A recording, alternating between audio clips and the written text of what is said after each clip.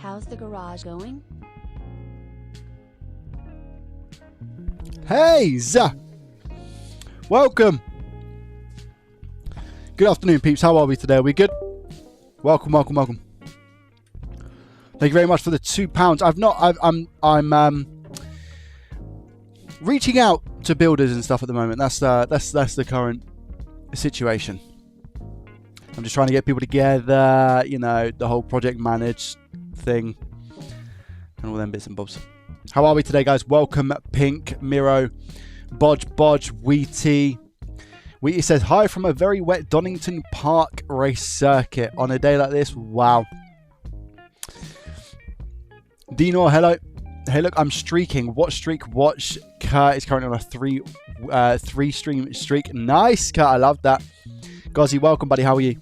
Over onto the Utus, who we got? Miro, of course, as well over there. CFQ, Riley, Tough, Gary, Paul, hello. Simon, Dave, Greasy, Tom, good afternoon, guys. Welcome. How are we today? Chuffin, Ben. Morning, Joey. Wishing you the happiest of birthdays. It's not my birthday today. It's not my birthday today. Thank you very much, though, Russ, for the $199. How are you, my friend? I hope you are well. Yes, I've received the preheater, but I've not set it up yet. So it's still in a box. Yeah, it's still in the box. Yeah. Lurkalot, welcome. How are you? Greetings from Thailand. Hello, my friend. SL4, welcome. You're lying? What am I lying about? Oh, my birthday? It's not my birthday today. Hello from Greece. Hello from US and Minnesota. John, welcome, my friend. How are you? Do you have an affordable starting kit for this kind of thing? Soldering iron, telescope, etc. Wish you the best. Sylvia coming in with a Ron 25. Thank you very much for the Ron. I appreciate that, Sylvia. It's very kind of you. Appreciate it. Thank you. Thank you for the support. Yeah, if you do !LearnRepair GC, there will be a link to a video that will have the best tools that I would recommend myself personally. They're not the best tools in the world, but for a starter, that is my current list. We're back and forward with the chat. No worries, Wheaty. Yo, big Techno in the building. Techno, welcome, my friend. How are you? Are you okay? Hello, happy Sunday, Joey and chat. Welcome, PCDD Repairs. How are you today? Morning from Indiana. Jeffrey, hello. How are you? Russ had a good stream overnight. Helped me fall back asleep because of his soothing voice. Subscribe. Lovely jubbly. Get many fixes, Russ? Carbon, welcome. How are you today?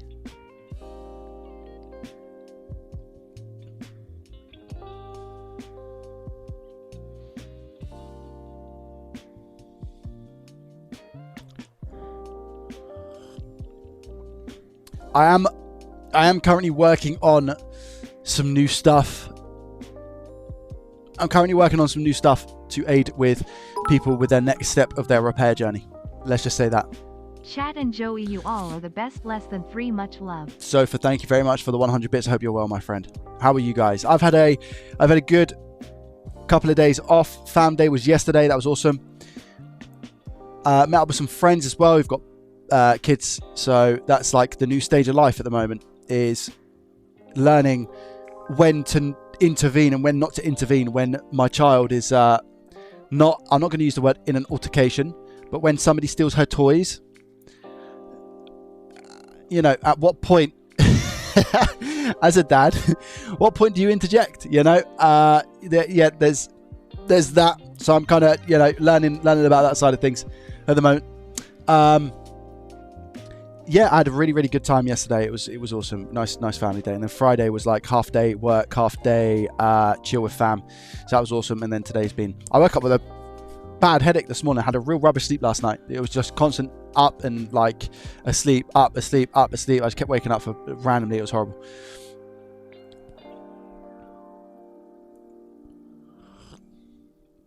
I'm a full snot monster. It's funny you say that. I think a lot of people are starting to get a little bit ill. Maybe that's what so touch wood, chat, touch wood. I'm going to say this now, and you guys are going to be like, Joe, why did you speak? I've not been, I had a migraine in March or April. I think it was the last time that I had something that affected my ability to work. Let me just say that was tied around health. I would say that March, April was when I had the migraine. And the migraine wasn't necessarily because I was sick. The migraine was, I don't know if it was caused by stress or something, whatever. I've not been sick in over a year. Ever since I started the gym in September 2024, I have not even nearly had a cold. Can you guys remember the last time that I've come on stream and I've had like a cold and I've been full of snot, anything like that? I've had tired days, obviously. Everyone has those days. But I've not been ill in such a long time. I've said it now, touch wood though. That streak continues. And I put it down for myself, exercise and eating well. That's what I put it down to myself. But I think there's a couple of people who are getting a bit ill at the moment. Obviously, that comes with the weather, right? So the weather is changing. That happens to me. You know, when it gets, what do you call it? The pressure. Like, you know, like the pressure in the air, it can really make you stuffy and stuff. That's what happens to me. So this time of year, technically, it's usually around September I get ill. But I'm not complaining. All good, Gary. How are you? Did you get the PC working? Which one, CFQ? All my roommates and my girlfriend are sick. I'm the next one for sure. Get ready. Get ready. Some easy piece of Xboxes and one tricky one. I had to take a break after 5 hours. Nice. Super for the orange one for winter. Gotcha. Yeah. Tutti Fruity on a really welcome. How are you? Damien, welcome, my friend. I hope you're well. I will pass on the snottiness, Techno. Thank you, though. I've been in a room with over 300 people from over 100 countries for a week. I'm surprised about it. Yeah, it's so true. It's very true. Yeah, that's very true. The one you built on stream, but yeah, it worked. It worked. I did stream pretty much straight away after that CFQ and continued the video live stream on it working. I know that there was like, you know, people weren't able to tune in. Because I did restart that stream about 6 times, I think it was, over the course of 40 minutes.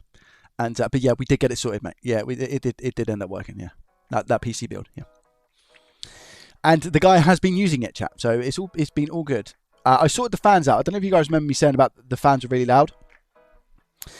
The reason why the fans were really loud is because it was plugged into the NZXT fan controller. The fans were 3-pin. The fan controller output had 3-pin. However, get this. 3 of the pins were split. So it was a 2-pin and a 1-pin. The fans were only a 3-pin, so I could only put the fan on these 2 pins, and it was missing this on the fan controller. So what that meant is it was getting like negative and DC, or negative and positive, and it was just blasting it at 12 volts because there was no like regulation or control there. So what I ended up having to do was plug those fans straight into the motherboard on PC fan 1 and 2, or PC chassis 1 and 2. Or fan chassis 1 and 2, or something like that. And then I was able to actually control and regulate the fans. They were only DC though. They weren't PWM. They're only DC. So it just, yeah. May I ask you make more hats as merch in the future? As I said, I'm really sick, and I went out wearing your merch hat. It's the best hat I've had for a long while. Really?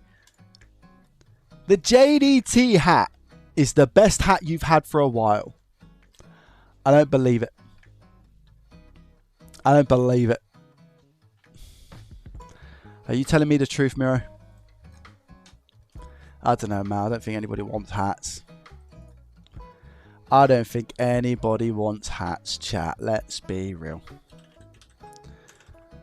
Nobody wants hats. I've not done merch for a while. I think the last merch I've done was 100k, right, chat? I think the last merch I done was 100k, and I've not done one since then. I think, what are we saying? Are we saying February? I think it was. I hit 100k. I think it was around about then. I think it was around about February. I want to say February, March is when I hit 100k.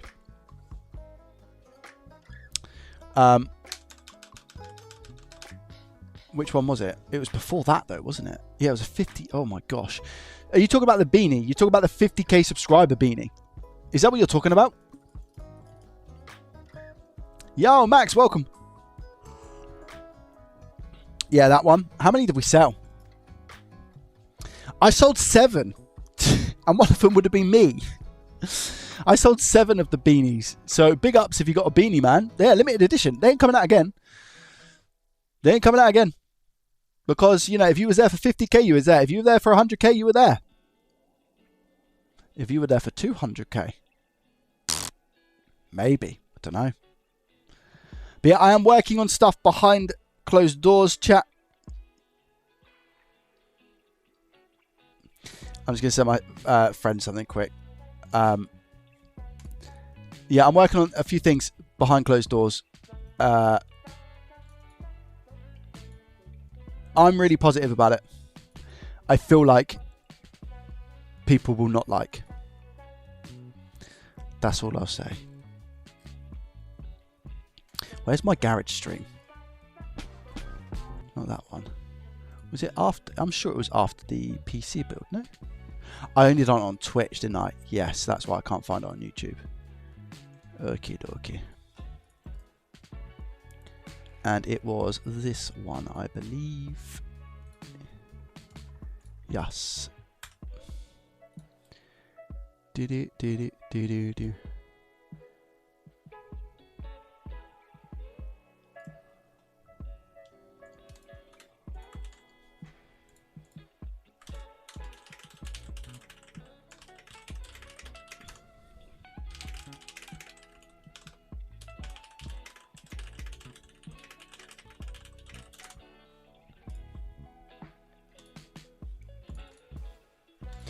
Chris, welcome. How are you?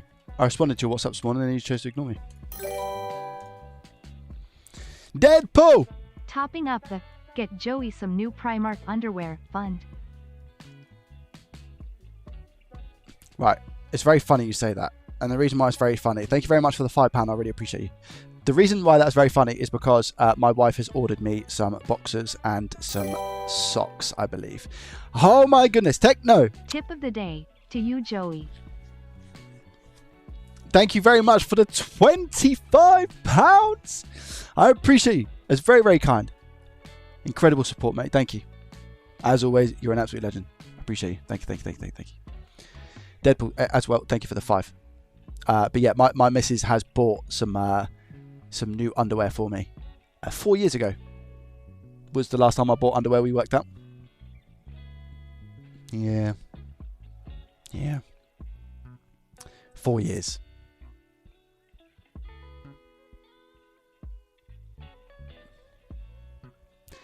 Jinx, welcome. How are you? I'm glad that I ordered 2, 1 grey, 1 black. So Miro, we sold 6, 7 excluding me, 7 including me. We sold 6 and you bought 2. What? Miro, you bought 2 beanies? So 4 other people had a beanie. 4 other people had a beanie. Joey, no. Yeah, I know. Yeah, last time I bought underwear was 4 years ago. I've got plenty of underwear, and I think they're all good condition. But it's time. It's time. HD Nugget. Thank you very, very much for the 1,000 bits, mate. I appreciate that. It's very, very, very kind of you. Thank you, my friend. Thank you so much for the support. How are you today? HD. I hope you're well. Morning from Chile. Hello, Motu. How are you? I'm good. Not been a while. Just nice to see your face. Nice to see you in here, Jinx. Thank you. I checked my orders. Yeah. That's crazy. I guarantee I'll buy a beanie today. Yeah, they're not going to make an appearance. Unfortunately, they're not going to make an appearance. Just found your channel this week, already on Profit or Loss Season 2, Episode 19. Michael, there's no way you have watched Season 1 of Profit or Loss. Did you watch Season 1? I think it's been 4 or 5 years since I bought underwear. Facts. Thank you for being honest, Jinx. I appreciate that. CPR afternoon, how are you? Emma, I'm sorry. Upstate, welcome. How are you?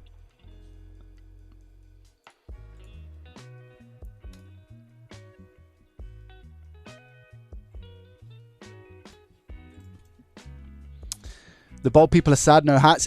Look, I like the beanie as well. I can't remember the last time I wore it because obviously it's not necessarily been too cold at the moment, and I've got a head of hair. But I do like wearing the beanie. Yeah, I do like wearing the beanie. I can't remember the last time I wore it. But they were comfy, they were good, and Mirrors just said it's the best beanie he's had. I wish I'd say that I made it. I didn't. Good buddy, got a Southbridge Reball today. Lovely jarbly. Is Sally getting her P45? Oh, chat. Should we talk about Sally?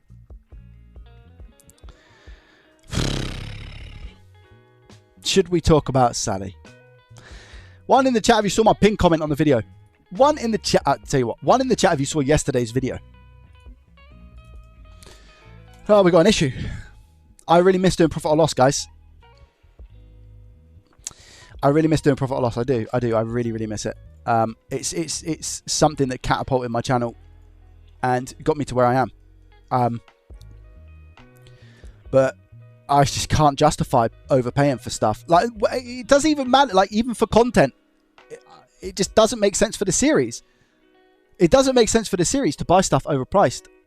And some of the stuff that I'm looking at, and it's a mixture of 2 things. It's a mixture of stuff is expensive from what I can see. The other thing is that I am more aware of what the faults are by looking at stuff now and kind of what condition it's going to end up in. So I'm more hesitant to purchase stuff that looks bad because it doesn't. It's like the chance of fixing it is very slim. Do you know what I mean?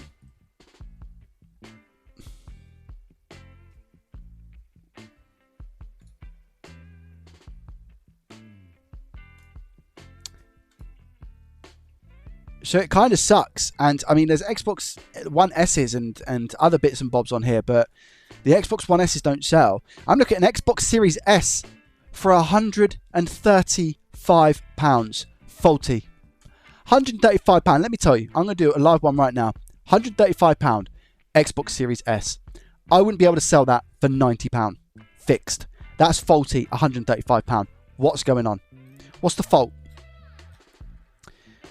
Comes on and shown on the screen. No controller to test. No further test being made. Solder seen. Solder's untested. Came from a clearance. Looks like it's been in a smoker's house. Need to clean. Oh, so it works. That's why it's £135. But yeah. £90 is what I'd be able to sell that. He probably won't be able to sell that for 135, especially as untested.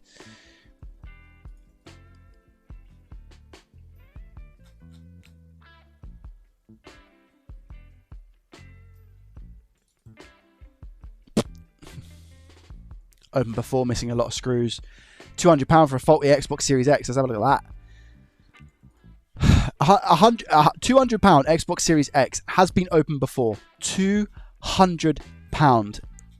Like, these are prices, like it's what they sell for. Working. It's just ridiculous. And it's been opened before. I don't understand, man. But the thing is, like, people are only going to buy what they see on eBay, right? So, like, it'll be like suggested prices. £160 here for an Xbox Series X, comes in a box, has been opened before. Sorry, not £156. This is a bidding starting at £156 with no bids. No issues for 4 years. 2 weeks ago, it started developing a minor smell when powered on, but it worked fine. Sent it off to a national retailer for repair. However, it came back and no longer powers on at all. Beeps once before turning off. Most probably a bad SSD. GG. So, like, all of these things, you know, I have to consider it before I buy it and bring it into profit or loss, because if I buy this and bring it into profit or loss and it doesn't work because it's an SSD issue, I don't have a video. As simple as that. Unless I paired it with, like, other consoles that I was working on, you know?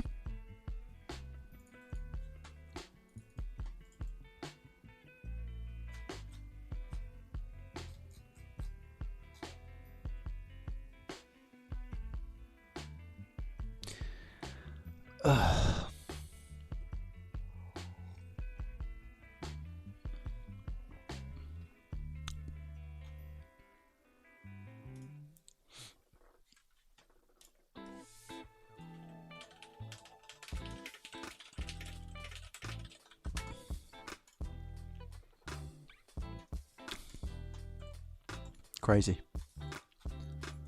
I think there's a bit of scamming going on eBay as well recently, by the way, just as anybody who's thinking about it.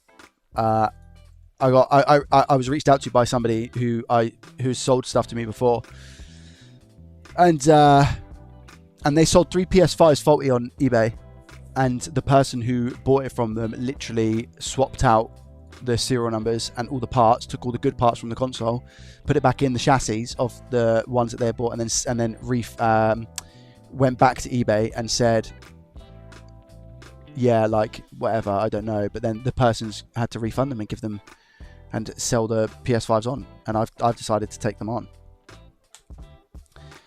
Could the Amazon return mystery boxes? I could, but they are, I mean, the amount of time that takes to sell the stuff is ridiculous. And it might be stuff that I'm just not confident with, in which case I don't have the means to test. And I wouldn't be able to test if they're working or not. And then I wouldn't be able to sell them confidently. And everything I sell, that takes time, you know. So I don't know. Not seen it yet. Winter is going to be a cold one this year. Do you reckon?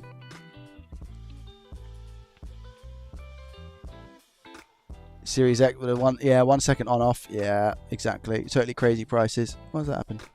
Get off. I don't own an Xbox, but doesn't the one that doesn't have a disc slot need a Game Pass? No, you just download games from the Microsoft Store. I state in the description that I marked my boards. PS5 faulty here is 170 to 200. Is that dollars though, Dave? So 170 is what? 140, 130? 200 being like 160-ish? 170? It's your fault. You make repairs look simple.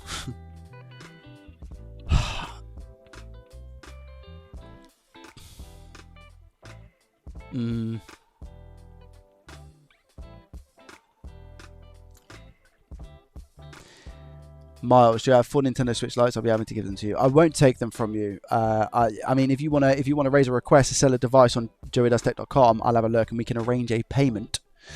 But yeah, I won't take them from you, especially for profit or loss, because that's scammy and scummy.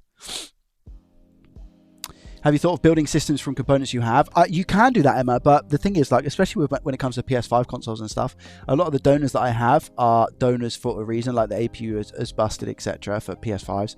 Same with Nintendo Switches. A lot of them I would have just deemed as faulty, and I wouldn't be able to really pair them up with other things.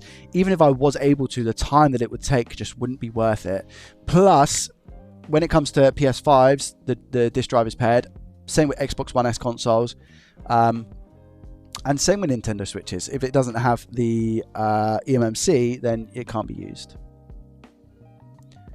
Can't sell them more than 250, 275 locally. What if you can't fix it? I get customers from Joey all the time. People watch his videos and think they can do it, so I enjoy it. He makes it look easy.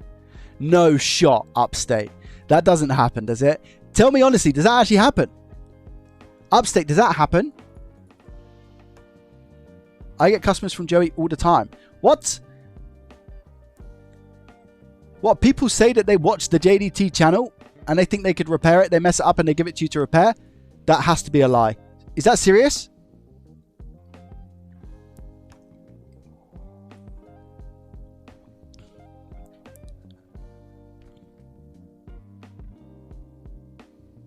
I think it might be. What? Might be a lie or might be true?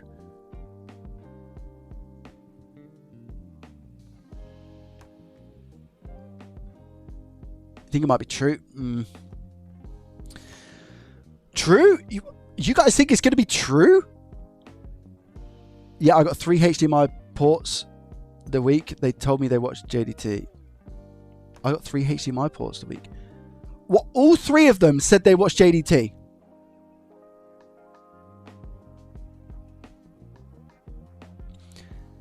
Because if that's the case, we have an issue. We have an issue on our hands, chat.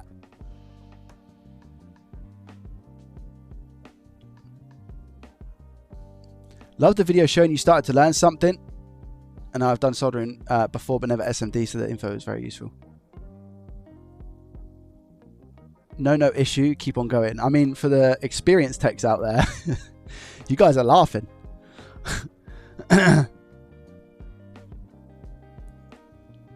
You guys are having to fix the faults of people who are trying. I'm just a little bit. I understand, like, if that was to happen like a little bit, I would understand, but you have to think of it from my point of view. I know that people aren't going to listen, like some people aren't going to listen, but I think it's fair to say I preach so much. Do not practice in an attempt to make money on this. Like I say that so often. Do not go into this thinking that you can repair a PS5 HDMI port and make money. I always say it on eBay as well. Like, just always, for anybody who's listening right now looking to get into this, only spend what you are willing to lose on repairing items. It's as simple as that. No, it's not really a do as I say, not as I do situation. It's a do what I do. Which is exactly that. Even now, like, I wouldn't buy something, and that's why Sally's spectacular spreadsheet, and that's why we've not had a video on profit or loss for so long, because that's exactly what I do. I look at the items and I go, am I going to be able to fix that, or am I not going to be able to fix that? And I try and take a really realistic approach to it. So copy me, but copy me in the sense of what I did when I was starting and learning, which was what? I took money that I had that I was willing to throw away and not risk, and instead of, I don't know, putting it in stocks and wherever where I was putting that money, or eating out or whatever it was, instead of doing that, I was investing in myself. I was buying these faulty things, and I was saying to myself, look, if I can't fix it, it is what it is. I don't necessarily care. And I started with Nintendo's DS Lites, which were a $5 or $10 a pop. So like, and that's what I was doing every month. I'd buy a couple every month. So it was like hardly anything. A cheap kit to just take them apart and put them back together. My first item was an iPhone 5 that was mine, that I had to replace the battery. Like, yeah. And it's hard because I don't want to say the same thing every single video because I don't want to bore people. But I feel like in situations like this, I feel like I have to, because I don't want, the whole point really is, so, I mean, if you're interested in getting into this as a hobby, whether you want to be like a modder or somebody who, you know, just tinkers on the side, that's an option. And if you're going to do that, I'd say, you know, practice boards and dead PCBs and all those things to just solder and practice. If you're wanting to make money from this, which is a whole different category and kettle of fish, unless you are in contact with a reseller who can get you tens of items a week, it's not going to be worth it. And you also have to think about the condition of those items. Are they going to be attempted repair before? Have they got the warranty stickers intact? Like, there's so many different things that you need to, are they actually good condition? Like on the face value, do they look good? If you want to make money as this chat, you need to practice practice, practice, practice on dead boards.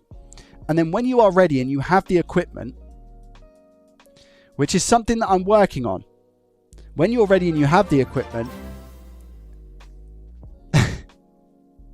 For the Chocolate Digestives Fund, haven't seen any in a while, smile. Thank you very much, Joe. I appreciate that. Thank you very much for the £5 through Super Chat. Thank you. What I would say is if you're looking to make money from this, repair as a service. But a lot of stress comes with that.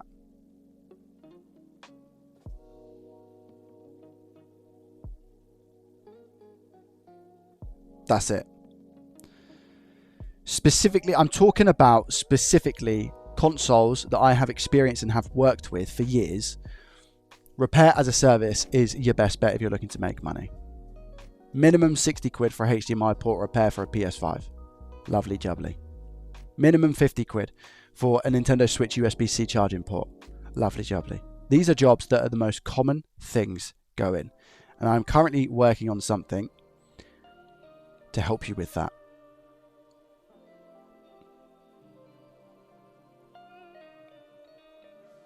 Yeah, a separate fund for specifically this hobby. Exactly that garbage. Really watch out with repair as a service to be sure that you know what you do. Exactly that, Current. Exactly that. Which again is practice what I preach. Never practice on a customer board. Go out there on eBay, find a PS5 board that is £50, £60. If you're looking to take that, again, you're willing to just chuck that money away. You spend 50, 60 quid on a PS5 board, and you just change out. You put 10 HDMI ports on, you take 10 off, and you just keep repeating that process until you are ready. Just keep doing that. Rinse and repeat. Rinse and repeat. Rinse and repeat. Take apart. Even if you want to, if you've got a little bit more money for the fund and your knowledge, and you want to develop yourself, you spend money on a faulty PS5 on eBay. You spend £150. Worst case, you should be able to sell that PS5 back on eBay for £100. You take the loss, because people will still use the parts like a power supply, etc. As long as you don't mess up that bad. Yeah, I tried to replace that M92 chip and butchered my board. Really love it. It's hard, hey? It's hard. Thank you very much for the $5. It's hard though, right? It's easier than it looks. It's a lot easier than it looks.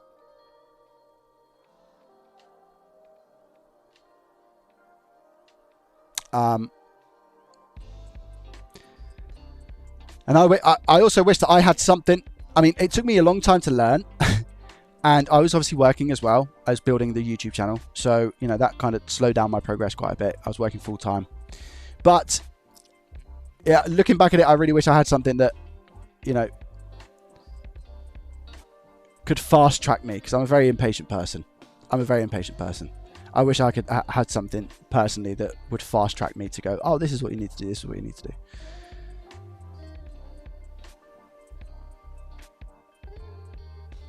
I totally get the moment, Dread, when you see the customer. Yeah.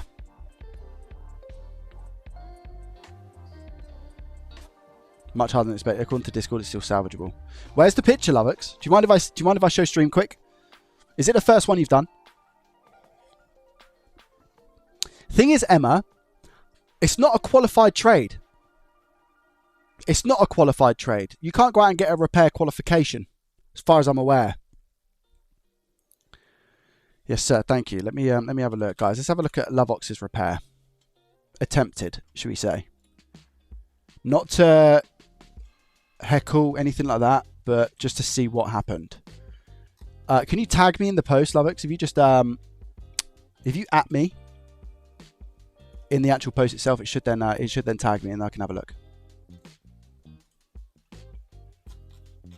If you wouldn't mind.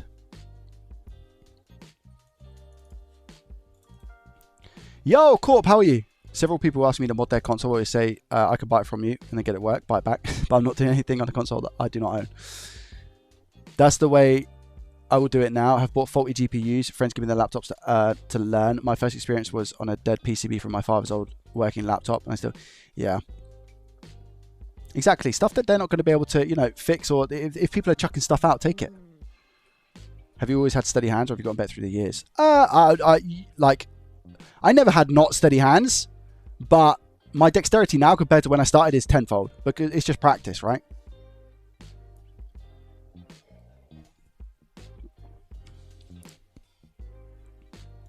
Oh, here we go. Nintendo Switch M92. Let's have a look.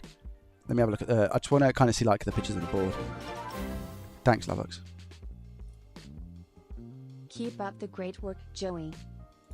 Thank you so much. Who was that? Miles coming in. Thank you very much for the $5, my friend. I appreciate that. It's very kind of you. Thank you, sir.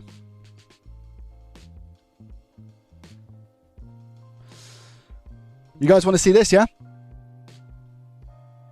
I think it's doing some sort of class, but I don't think it's any certificate. Yeah, I think it's their own sort of way, you know. Do you have any experience with the Yahoo 959D hot air station? I got about a month ago. I'm struggling to get to grips with it. I've added the mechanic angle tips to try and help. I had a Yahoo station, and it done me a good job up until I felt like I needed the hardware upgrade, which is a hard one to say. The Atom I've used for years now, and I've not really necessarily had any issues, touch wood, so far. I can't speak for it. I've not personally used it, but I've owned a Yahoo, and it has worked. Busy at the moment. Hope you have a good stream. We'll join when I'm done. See you later, Ben. Thank you, mate. Appreciate you. Wet Oxford. Tell me about it, Lee. It's horrible, right? Cozy weather. Thank you. My equipment isn't the best, so I apologise for the low quality pics. Hey, it's okay. That's another blocker as well, is that we don't all have the best, fanciest equipment, hey? Right, let me just put all the chat and stuff over here so I can see both chats whilst looking at this. Are we ready, guys? Let's have a look at Loveox's repair. I replaced the M92 chip after finding shorts in the capacitors nearby. It was the same diagnosis as Joey's video titled My First Switch Repair. After replacing the chip, I have multiple capacitors that don't beep on either side. I don't know what that means. Maybe I didn't seat the chip correctly. There's no bridge connections on the chip. Any help would be greatly appreciated. So if I have a look at this chip here, it's really hard to tell. That's the first thing I'll say. It's really hard to tell because you've got a bird's eye view here. I cannot see if the solder is lined up with the... I mean, in terms of alignment, it looks okay, but unless we get that side view, we're not really going to be able to tell. There is side pics. Sweet. Let's have a look. Here we go. Yeah, I mean, they all look pretty soldered to me. Those joints are also going up the chip. One thing you have to bear in mind is that M92 T36, I'm pretty sure, has the connections underneath as well. So having them on the side like this isn't always a 100%. When you have it on the side like this, it's pretty much always 100% connection. But you also have the connections on the bottom of the chip as well that you might not see. They look okay to me. I can see the solder flow. Yeah, I can see the solder flowing. They do look okay. Have you got the chip on the right way? That is there. This cap. Oh, maybe you got it on the wrong way. Oh no, if this is the way that I think it is, you've got it on the right way. Yeah, you got the dot there. Yeah, that's fine. Continuity to ground. This is my first repair. My guy. For your first lesson on the M92, don't use continuity to ground. Use the diode mode. I wouldn't agree. I mean, again, people do stuff differently, right? People do all of their stuff differently. Don't use continuity mode to ground. I do.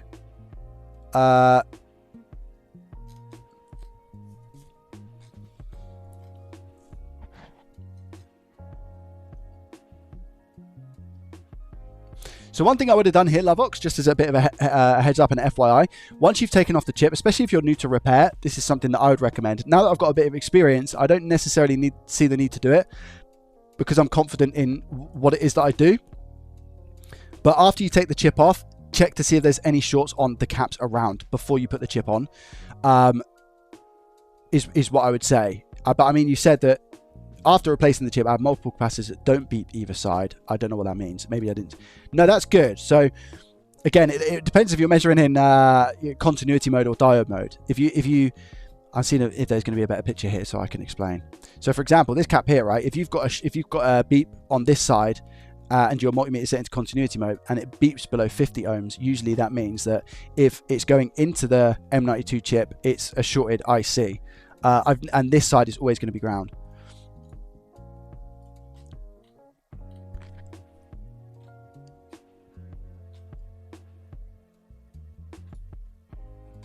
So you've got an ammeter there.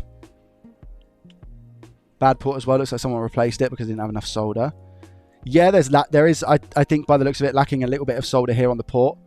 I'm just having a look through the pictures. Yeah, is that even connected? I don't know. Is that's somebody else's flux as well, is it? Yeah, ground pins are fine usually with low solder, but I mean they're looking quite scarce. So it kind of I look at that and I kind of think the job that they've done, maybe it's not the greatest underneath by that, you know. To be fair, yeah, the pins look all right here. It's a tiny bit, you can see like the little shine of flux, but that's not that bad. That's quite a nice scope as well.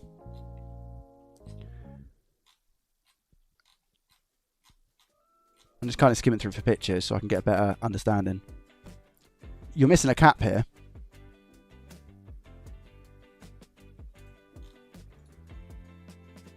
And a cap here. Yeah, is that the same one?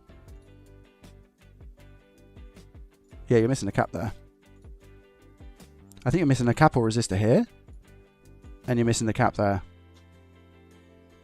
Yeah, caps. 2 caps.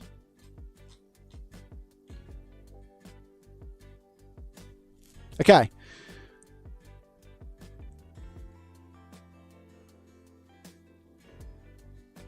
I love RV&R, man.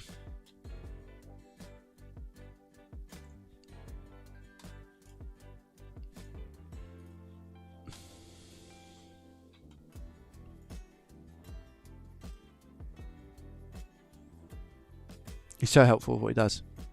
There was no longer shorts. I tested the components. I was concerned about, and I think they're okay. Yeah, I didn't repair the port. It was $40. I was told it was just a filtering cap on both of them. Fair enough.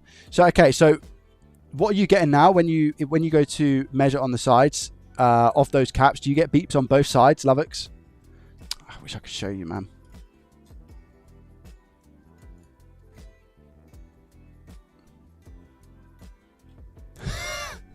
I've asked somebody on eBay what the fault is with the PS5 because they didn't say what the fault is, and they've just replied and said death light. What does that even mean? What's death light? Blue light of death?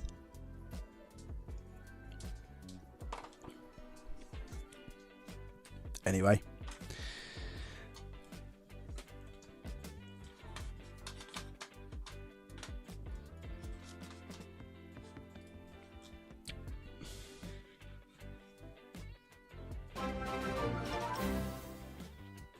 Yo!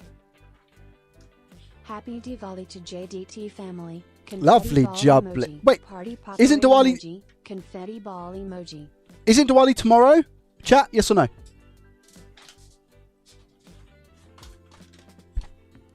Thank you very, very much, Baljinder. I appreciate you. Is Diwali tomorrow?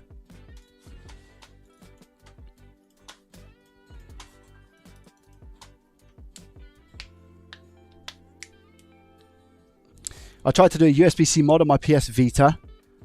Made a total mess of it. Looks so easy on YouTube, yeah. Hey, Andy, welcome, buddy. How are you?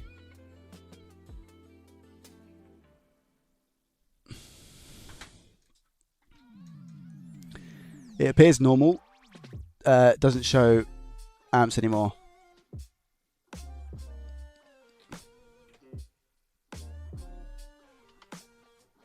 Go on Discord with him and help him on stream. It's tough though, because if I was to do that, one, I don't think people would want to see that, chat. You wouldn't want to see me help somebody live, would you? Would you like to see me help somebody live? Thing is, they might not necessarily have the equipment as well to have that.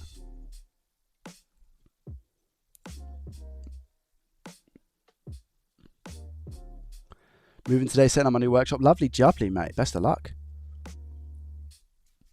Just chatting, Danny.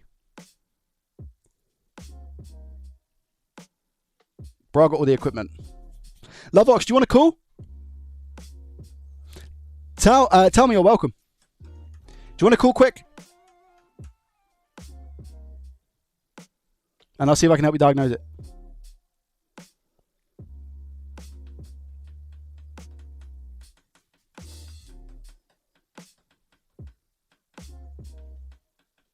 Sure, let me put on a shirt. Oh, yeah, you said you was in the US. Yeah, it'll be early. All right, put on a shirt.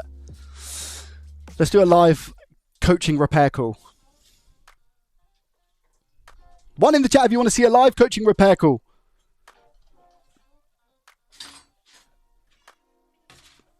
it'll be a lot easier to diagnose and whatnot if it's on a live call.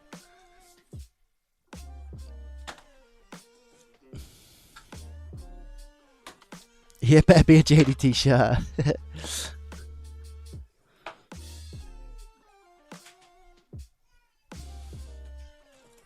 I'm just grabbing a board so I can use it as reference as well.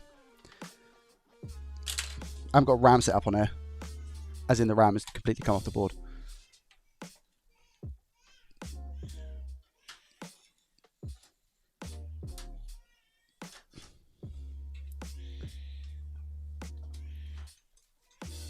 Lovox, BRB 2 secs, okay, mate?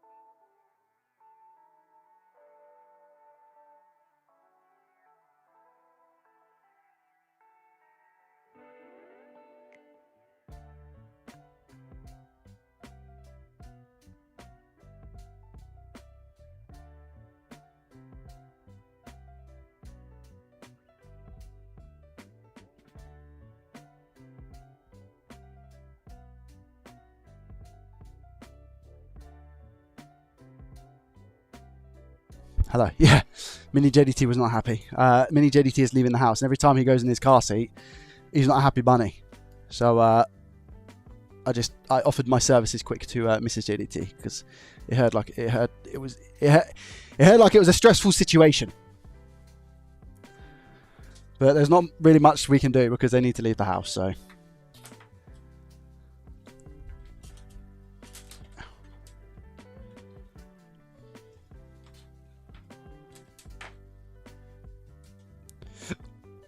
I should put my multimeter on as well.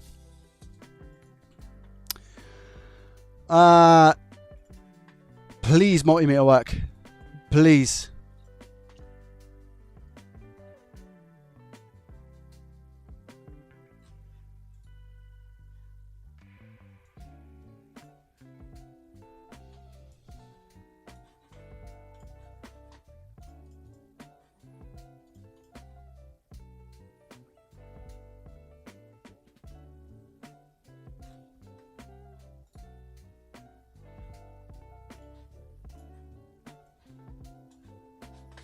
Alright, we're good, I think. Let me just put on my microscope.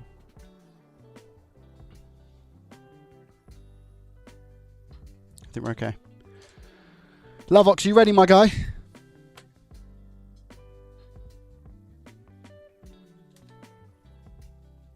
You're okay with being on stream and stuff?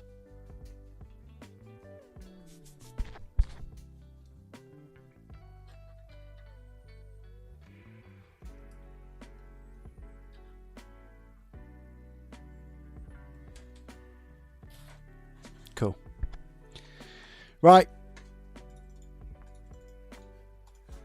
Turn the music down a little bit.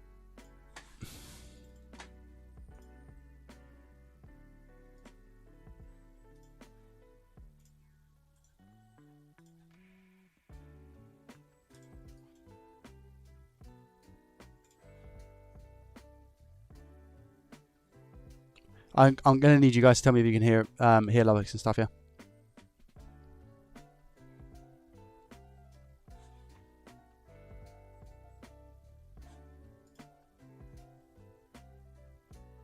No, I know you can't hear now.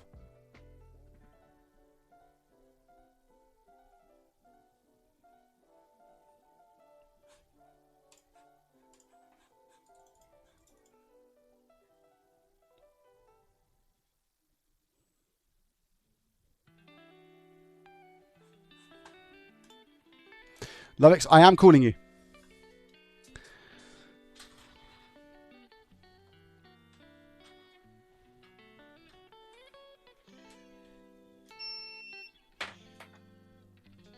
Lar, you coming in with the raid. Lar, thank you very much, my friend. How was your stream? I appreciate you.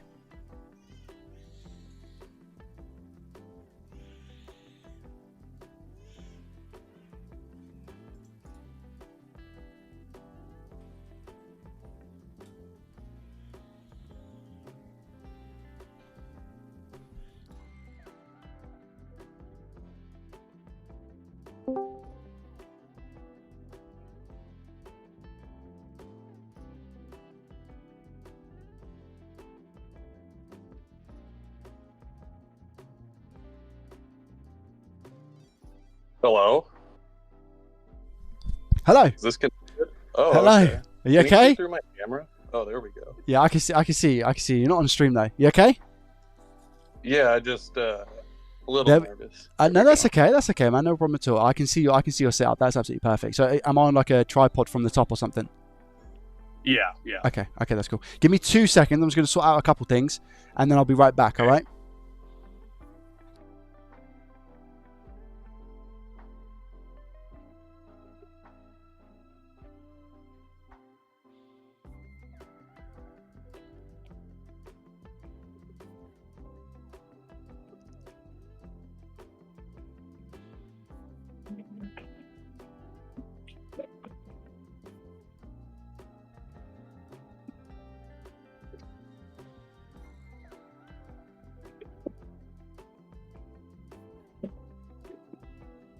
Oops.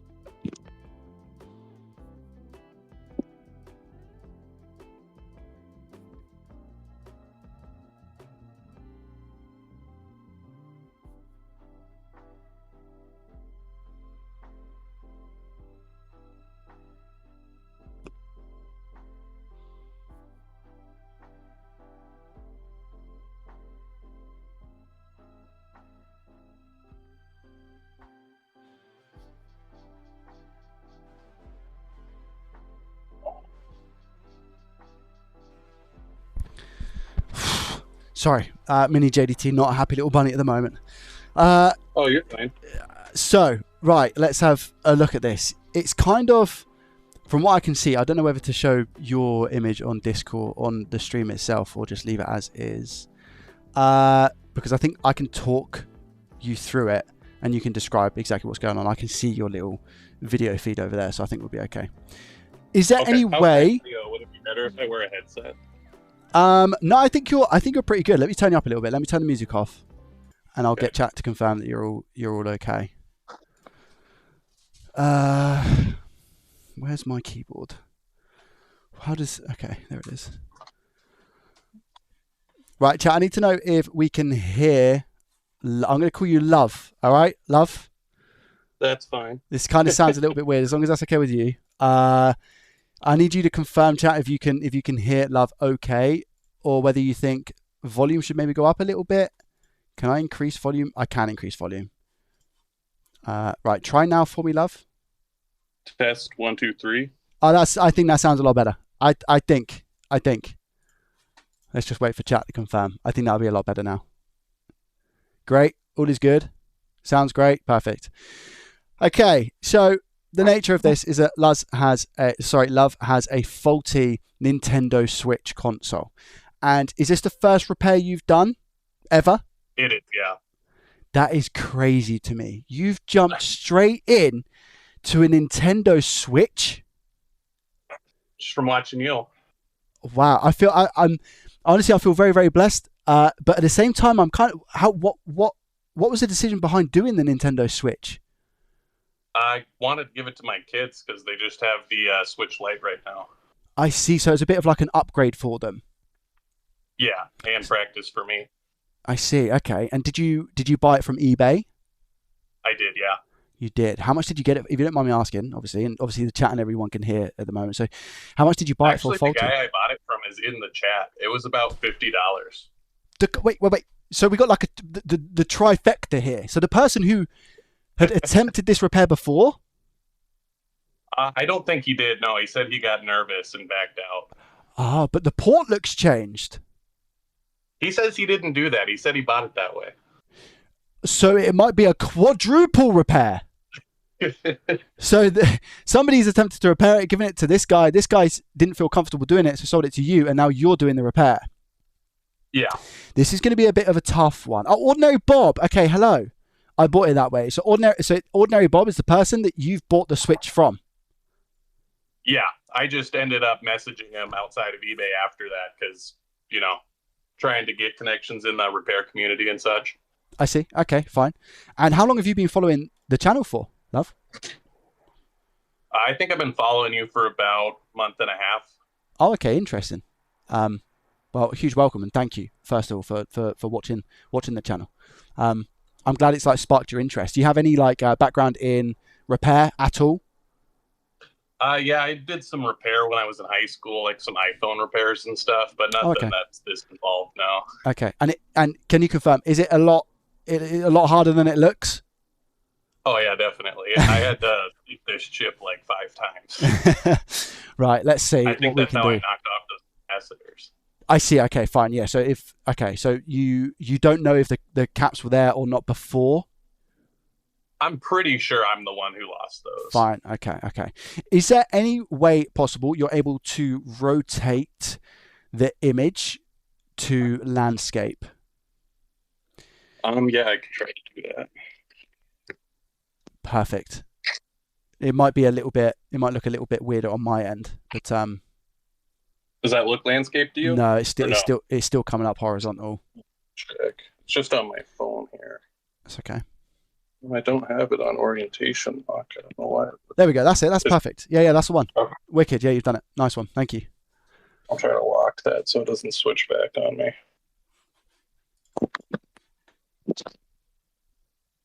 Is it still holding that way? No. I think it's gone back. Yeah, it's gone back. It's gone back. I'll just try to hold it that way to where it'll stay that way for you. Perfect. Okay. At least whilst I just maybe do some little bit of oh, he's gone. Alrighty there. He's probably pressed the wrong button there. Is my coaching that bad? I'm out. See you later. Hello. Hey, sorry about that. No, it's all good. It's all good. So Ordinary Rob, in the chat, has just said, I honestly purchased it to try and repair it, but my soldering skills are still novice, so I decided to just sell it instead. And you said, this is from eBay, purchased from eBay. That's correct. Yeah. Okay, right. That's perfect. The way that you've got that. Perfect. Wicked. Okay.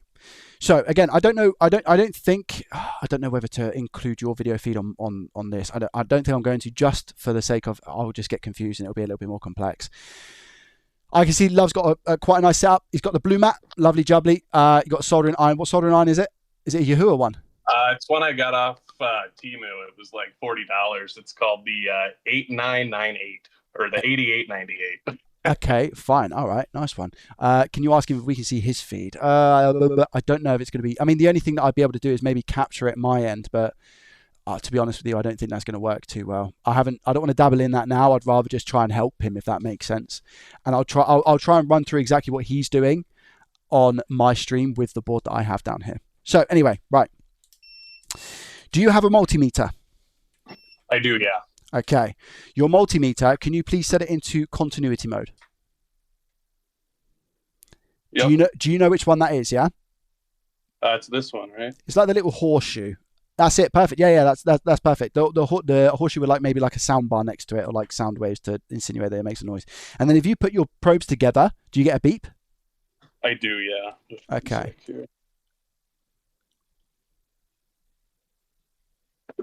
Okay, I don't think I heard the beep, but I saw your multimeter say 0. I kind of heard it in the background. Okay, that's fine. All right, sweet. So we got the multimeter on continuity mode. What I need you to do now, if possible, please, is rotate the board. So I don't know if have you got my stream up as well? What's that? Have you got the stream up as well? Can you see what I'm doing, or? I don't have the stream up.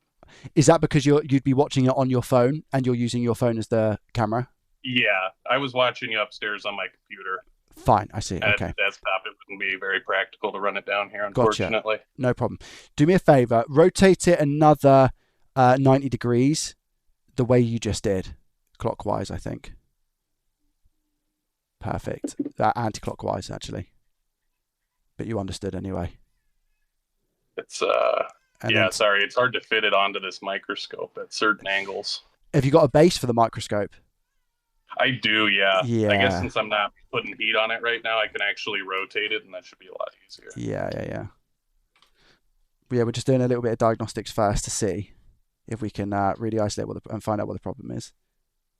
So like that? That's fine. Yeah. It's just I've got it the same way as my one now, so it should be nice and easy. Right. I mean, 2 seconds. All right. So what we're going to do first of all is you were talking about continuity mode and the beeps and stuff, and you were a bit confused because when you first done it, there was a beep on both sides of the cap. Is that right? That's correct. Yeah. Okay. Which cap was it? Have you got the cap in frame there as to what cap it was? Yeah. It would have been these ones up here. Those were three. Beeping on both sides. Yeah. I can't remember if it was all three of them, but it was at least two of them up here. Yeah. Yeah. Two is actually quite common. All three is quite rare. I don't think I've ever had all three, but 2 or 1 is very, very common. Let me just get my mat and put that on the table. So it stops this from sliding around, because at the moment my one's sliding around. I beat you, yeah. I got there quick. Okay.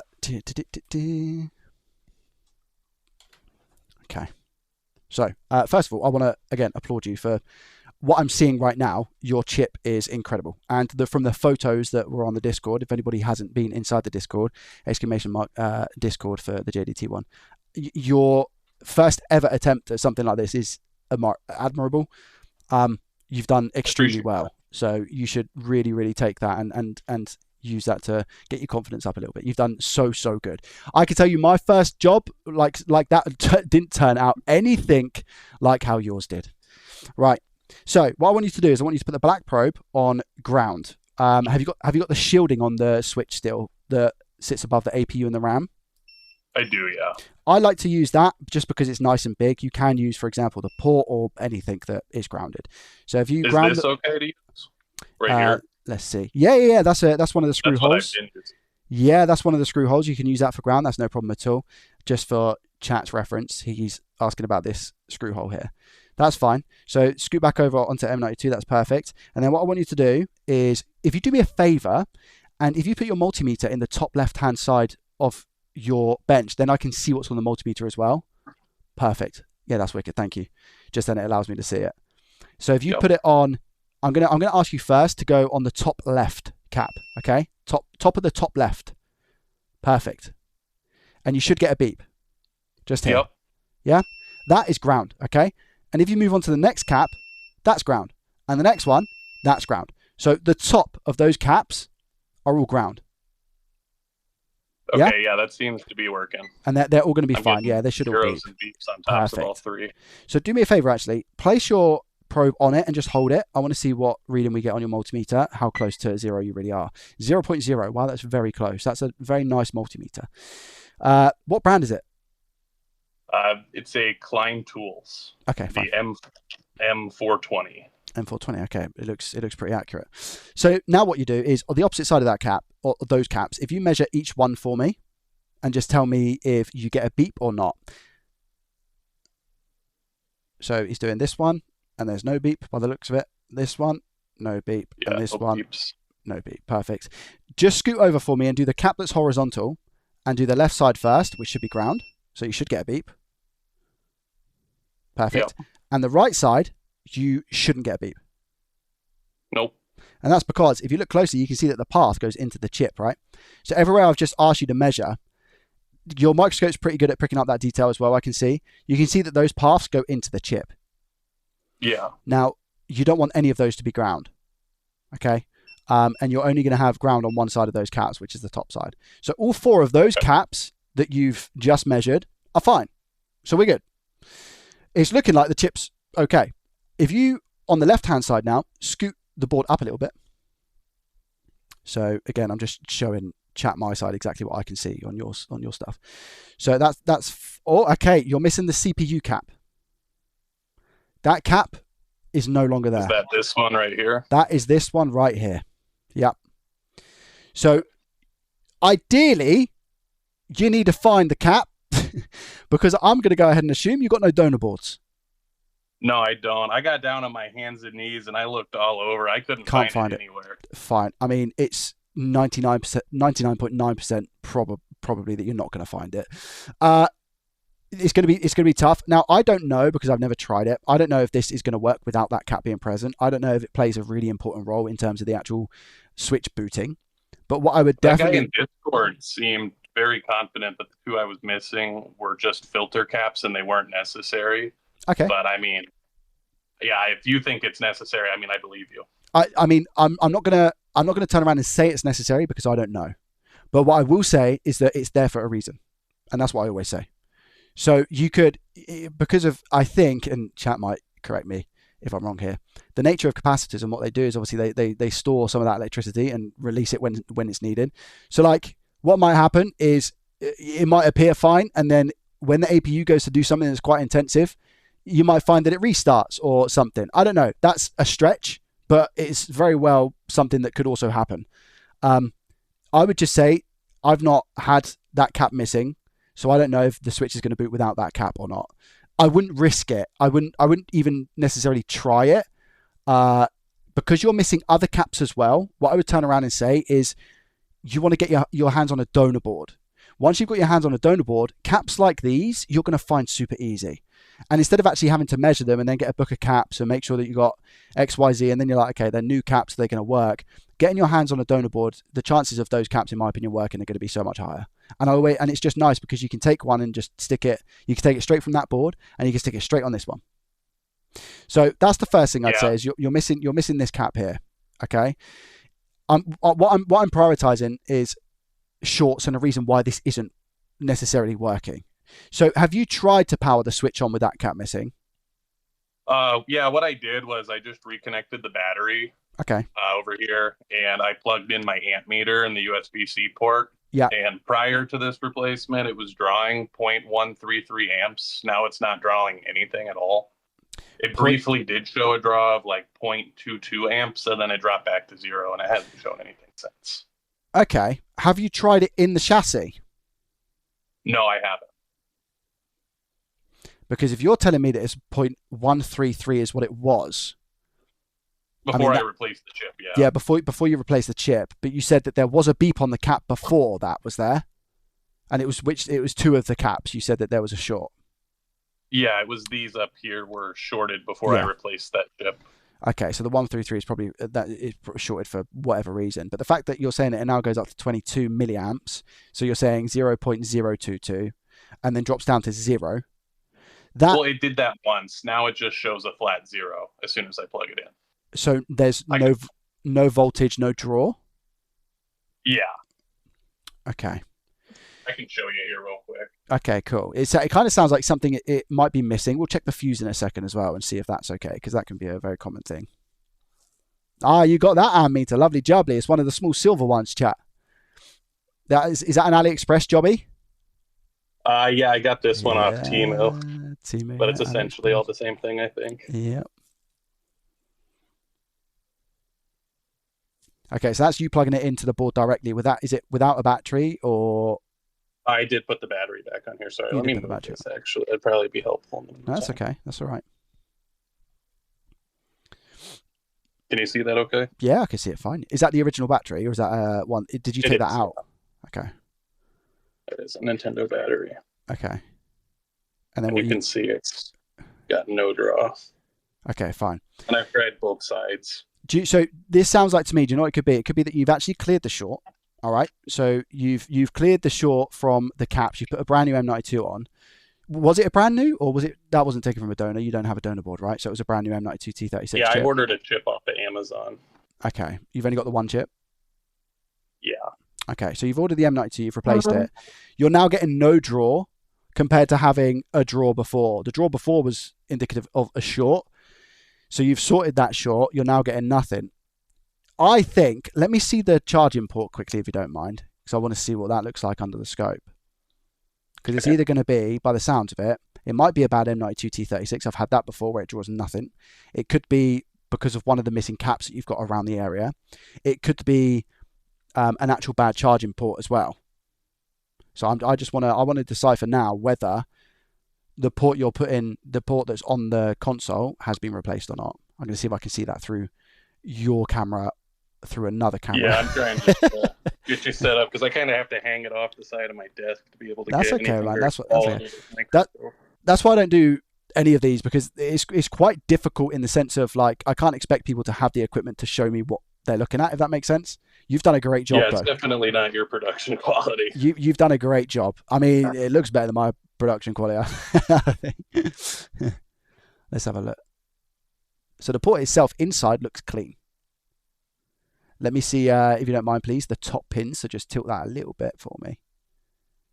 That's it. Oh, you can't because yeah, no, that's fine. That's fine. That's fine. It looks okay on the inside. That's perfect.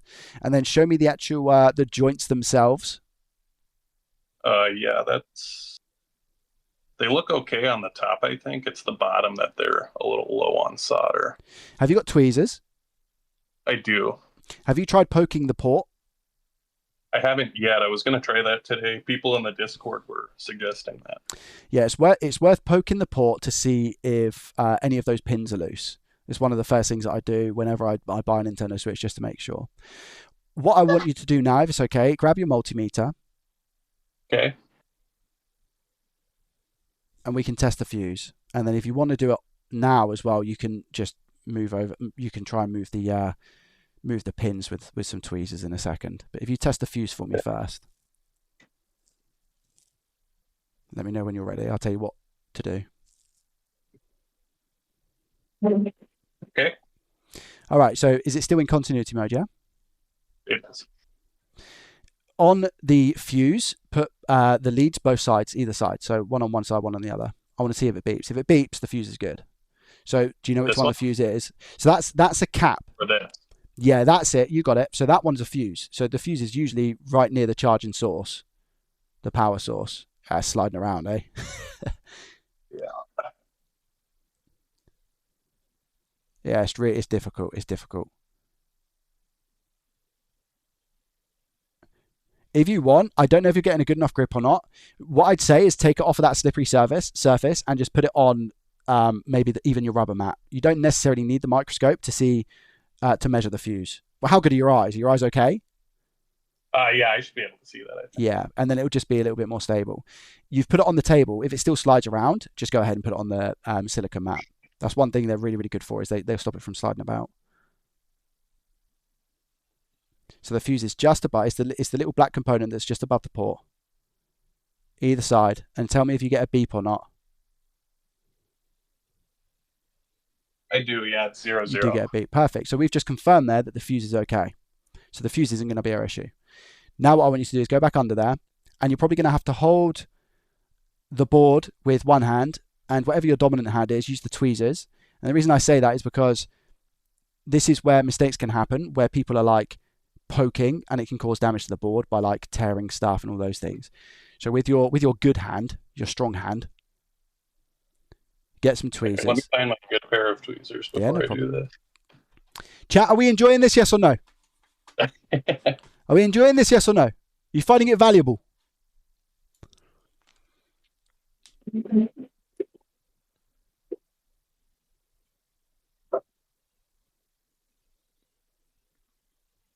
A lot of people are liking it. All right, let's have a look. So yeah, that's it. Use your tweezers. I know a better experience for you guys would be to have the video in feed. I completely understand that, but again, it would just mean like more mucking around and taking longer to actually get it. I know it'd be nice to see what he's doing. I know. They all seem pretty stable to me. Okay, unless I just feel soft. Wait a minute. Do you mind if I show your camera? Yeah. Is that okay? Yeah, that's fine. All right. What I'm going to do, chat, is I'm going to do something else. I'm going to get a little bit funky here. All right. So I'm going to make this large screen. Do you guys want to see? You want to see the picture, right? You want to see the picture?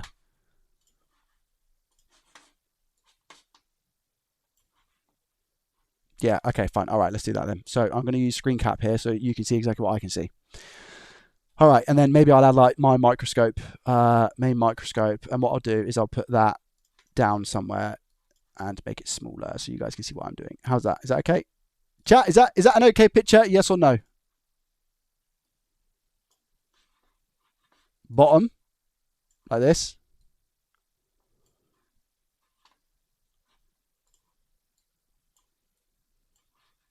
Great, totally fine. Cool. And now you guys can see exactly what I can see. Sweet. Okay, we're good. And let me just pull up my chat. Wicked, good, thanks. Right. Okay. So yeah, did you use your tweezers? I did, yeah. They all feel pretty stable to me. They feel pretty stable. It's really tough. Now, what I would say here as well, so I can see that you've got your tweezers clamped together, right? Try and use only one of them. I've just been gifted some subs. Wait there, my friend. Sorry. Sorry, who was it who gifted? SPK coming in with a gifted subs to ID, Huck, Mass, Cool, and Alan. Thank you very, very much. I appreciate that. That's very, very kind of you. Thank you so much for the 5 gifted. So yeah, what I'd say is open up your tweezers and then you can use one of the ends of the tweezers just for a little bit more accuracy and control. Yeah, I got them open here. Yeah, and you can put a bit more force than what I'm seeing right now. Not too much, but you kind of, especially on thinner tweezers, you kind of want to see a little bit of a flex, but I don't know, and I can't feel your tweezers. They're fairly solid. They're the iFixit tweezers. Okay, cool. So, and what you feel there feels good, right? It feels pretty solid, all those pins. Yeah, I'm scraping on it. It feels, I'm pushing on either side of the pin. It feels like they're pretty stuck down there. Feels pretty secure. And do me a favor, if you don't mind, love. Can you please turn the board around and show me the ground legs again, please?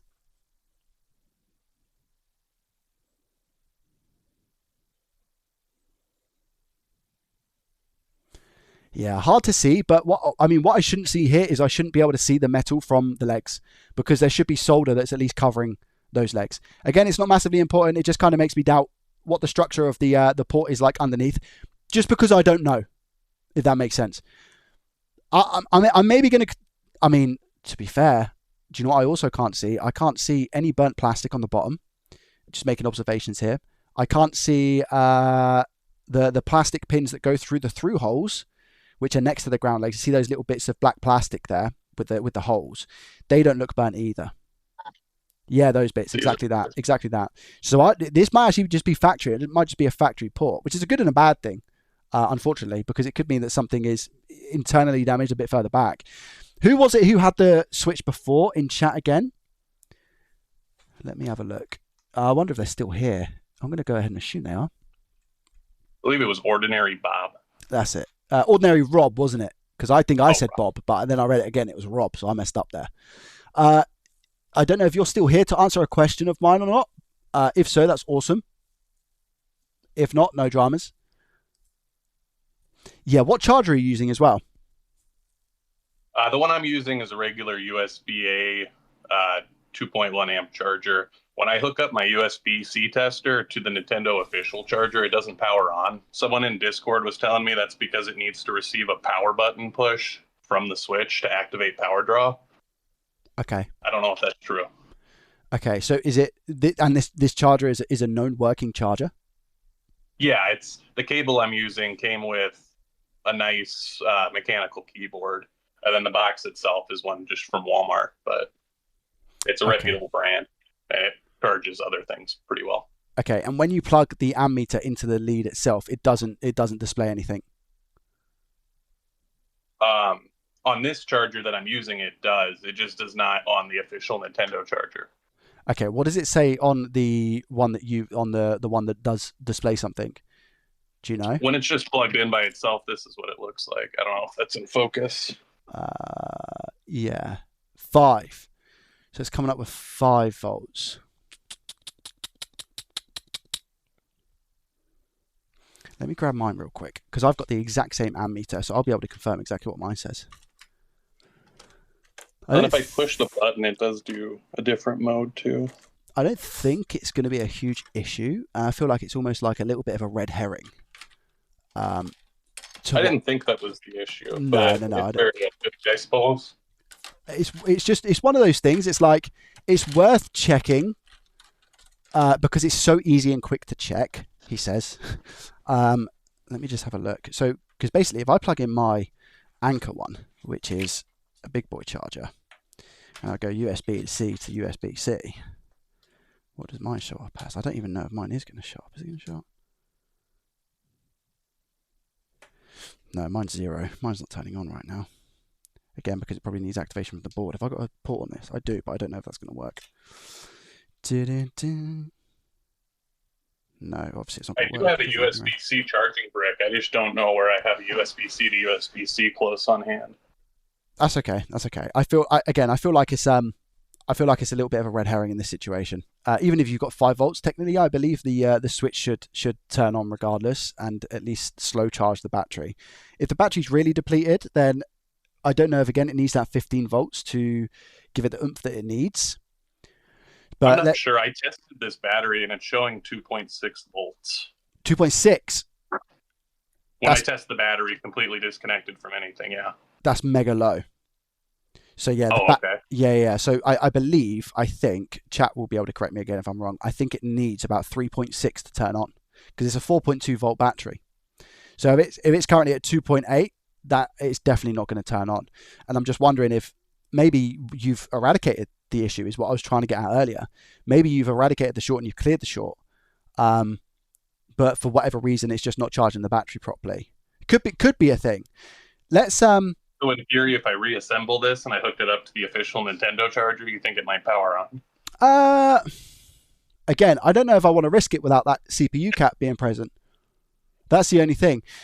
Do me a flavor, love. Could you please go back to M92T36 because I want to check and see what other components are missing. Yeah, I had it in the past where 5 volt charger was not given enough, says concurrent. And if you would let me rotate this so I've got it actually on the stand here. Perfect. I was going to say in the middle as well would be amazing. Thank you.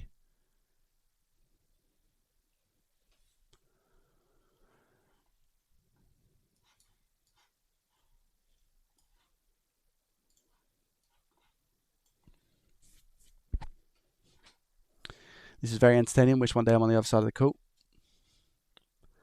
Okay, so again, I'm very, very envious and jealous of your first attempt at doing an M92T36. I'm telling you that now. You've still got quite a lot of flux left over in the place. What I'd suggest for that, if you're looking to like try and clean it up as best you can, is add some hot air. Hot air is your best friend. IPA is good. 91% is a little bit, I think, low. I think you want to be a little bit higher than the 91%. But in order to clean, I always suggest that first you want to get rid of the bulk load of flux, and you do that best by heating up the board because flux loves heat. So if you do that, you're then going to be able to clean it 10 times easier than just adding IPA. Sometimes IPA with that will just completely spread it around because there's quite a lot there, and it's really tough to get into that flux because it's in such small areas, and it's pressed up right against the chip. So your best bet is something like just hot air. Get it up to, even if you went like 200 degrees because the flux will melt, and then if you wanted to use IPA you can with a toothbrush and get all of that out. That's what I was going to say. Yeah, yesterday, I mean, this is obviously dirty again, but I did use a plastic bristle brush with some IPA, and I tried to do it while the board was still warm. I don't know where this leaked from because before I put this away yesterday, I think I cleaned the top off pretty well here. But yeah, that is dirty for sure. Yeah. That's fine. I don't think that's necessarily our problem at the moment. That was just like a quick tip sort of thing. So if I'm looking at my Nintendo Switch, right, how many caps can I see? You might have a little bit of an iffy one there as well at the top right. You see that one? So you've got the component that has flux around on the top right. Can you see that? It's a transistor. Yeah, below that, what you're prodding there is, it looks like that cap is no, just up where you were prodding. Oh. Yeah, that's it. That's a capacitor. Or no, actually, that might be a resistor. Looking at my board, I think that is a resistor. That is hanging on for dear life, and I don't know if it's making a connection onto the pads. To be fair, it's crooked, isn't it? Yeah, and it might be bridging on the side of the other resistor. So that to me looks like a little bit of a solder blob that is bridging on the side of that other resistor. That other resistor looks like, I think, it goes into the M92T36 chip, as does the one that is crooked. So if they're crossing paths, I don't think that's going to be good. Let me just test something. I'm going to measure on mine in diode mode to see. Actually, no, let me go continuity first. And I can see if those two lines are connected. So I'm just going to tap here and here. Chat will be able to see. They are not connected. So what I'm going to ask you to do right now, which is going to be, again, a little bit tough because you've got, it might be sliding away and stuff, is exactly that. You've grabbed your multimeter, put that into continuity mode, and tell me if those two components are bridging. What do I mean by bridging? Touching together on the bottom side.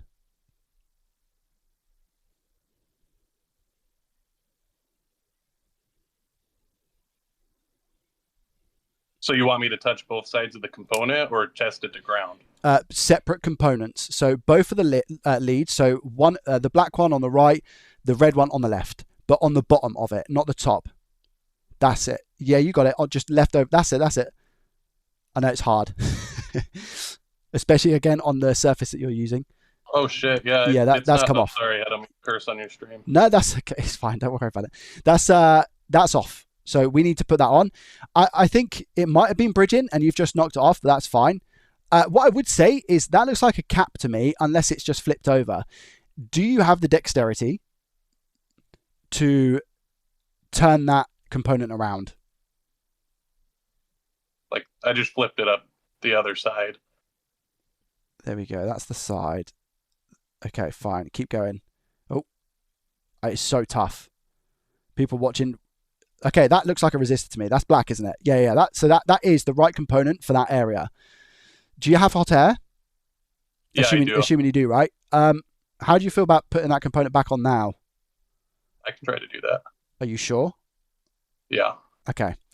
What I would ask you to do usually, and this is where having a base on your microscope sucks. Oh, wait a minute. Upstate says we can't see. Feeding from the bottom is what I've been doing. Wait a minute. 2 seconds. Can you guys see this or not?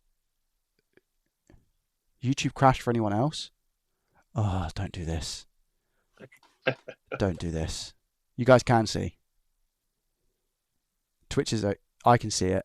Okay. YouTube chat, could you do me a favor? Can you just confirm that we're okay? All good on Twitch, can see on Twitch. Okay, so YouTube's fine, Twitch is fine. Okay, sweet, cool. So what I would ask you to do here, for components like that, there's no plastic in the area. So you don't need to heat from the bottom. Heating from the bottom in these scenarios is just going to make your job 10 times harder. So you can definitely heat from the top in this area specifically. What I was going to say is you need to rotate your board exactly like you've done. Do you use your tweezers in your left hand and your hot air in your right? Yeah. Yeah. So doing it at this angle will be really, really good. Is that component still there or is it gone? It's there, I believe. I just zoomed out a bit. Okay. I also, sure. Before we do this, that's a really nice image, by the way. It's really nice and clear. How much was the microscope? That was $40. That's amazing. That's so good. Yeah, I was very happy with it for that price. Yeah, it's really, really good. If you get that on a stand or something, so you've got a little bit more leg room underneath to work with, that would be amazing. It would be better. So with your actual tweezers, do you only have one set of tweezers, the iFixit ones? I have 2 sets, but my other set is almost impossible to work with. They don't even really touch at the tips. Because one thing I'm going to say here is that this is... Oh, 2 seconds, sorry. Steve-O, thank you very much for the Prime for 3 months in a row. I appreciate you. I think this is going to be really difficult for you, and I'm not going to... This won't necessarily be a skill issue, because even I would struggle to do this with your tweezers. Your tweezers are not thin tweezers. You do me a favor, can you just put the ends of your tweezers under the microscope next to that component together? Yeah, this is going to be super hard. The reason being is because you need to essentially put that component on, and if you're going to do it from the top, you're going to have to get one of your tweezer legs in between those components to grab it and stabilize it. You can also see, if you look at the bottom of your tweezers, one of them's chipped. So you ain't going to be able to grab that component and put it on there properly. The only thing that might save you here, solder and hot air would reflow it. The only thing that might save you is if you do it from the bottom, because if you get the board warm enough, it might just float into place as long as you put it on the pads enough. So it will be probably really, really tough. Just take your time and try and get that component on the pads. Just be super careful.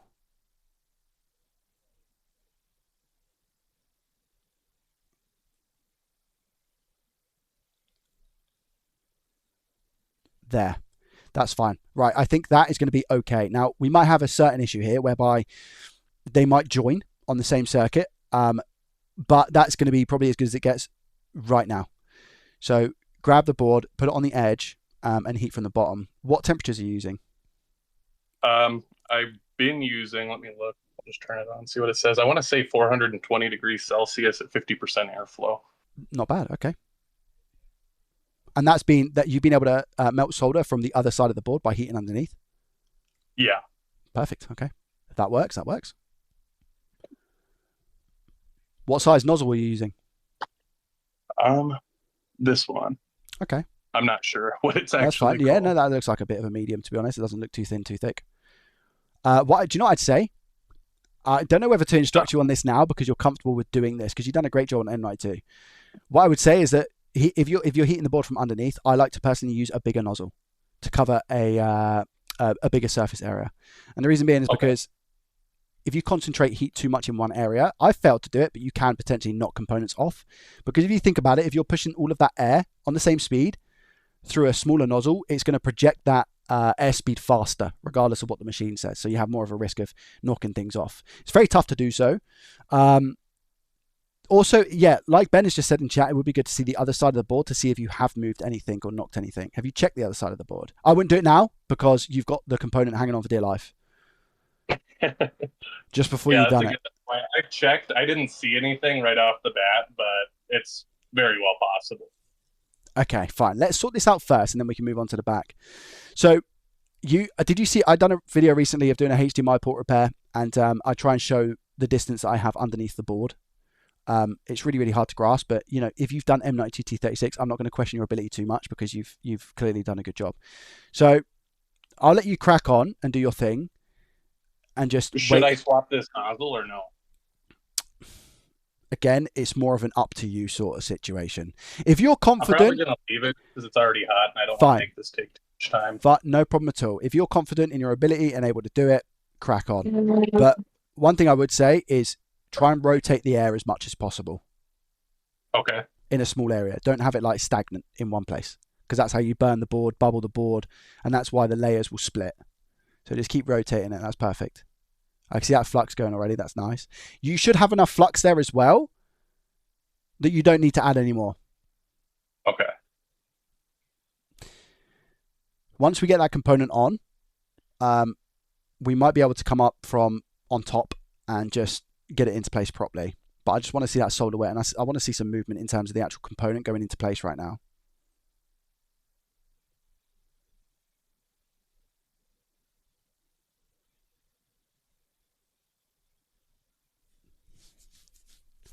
And this is 420. It's at 430 Celsius, actually. Okay.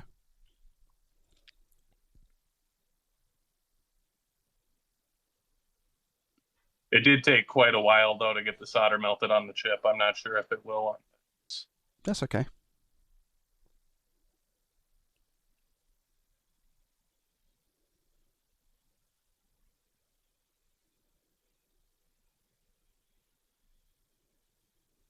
Just take your time, there's no rush.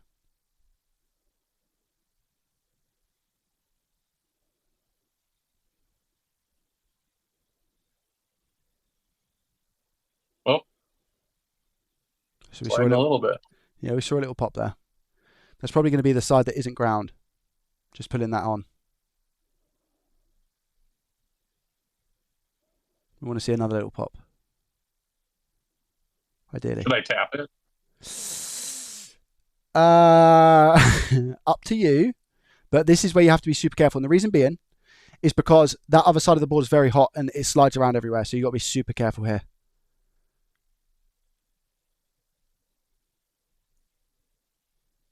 I don't think it's molten just yet. I think because you let go for a second, that's it. I think because you let go for a second, it's gone hard again. So give it a couple more seconds, let it molten again. Then reach for your tweezers very slowly and give it a tap.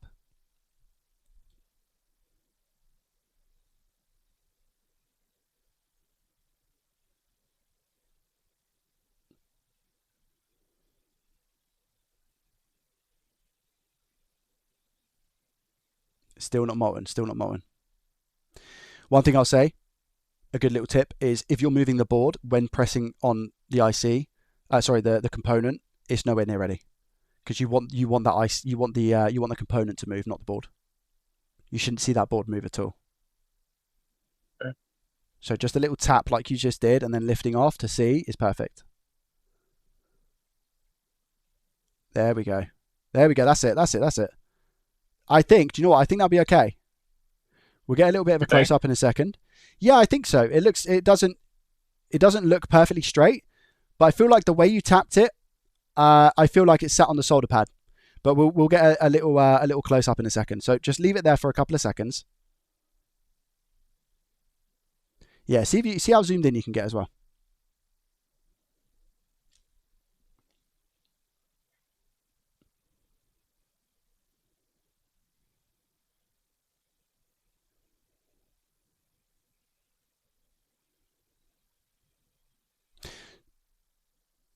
Okay, so what, I mean, it looks like, I don't know if that is a little bit of solder that's coming out from the ground pad.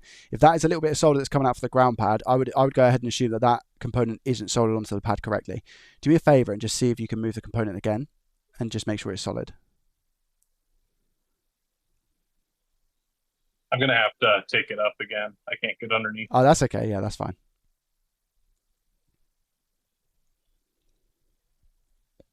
And be careful because the board will be very hot, as you're probably fully aware.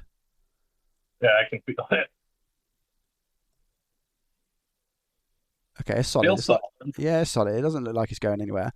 I don't know if it's on there correctly, but it is solid. That's fine. Whilst the board is hot, because it's not going to be burning now, this is where you can use your IPA and give it a good clean whilst the board is hot and that flux is a little bit runny. So grab something. I don't know if you've got, like you said, your toothbrush or something that you use.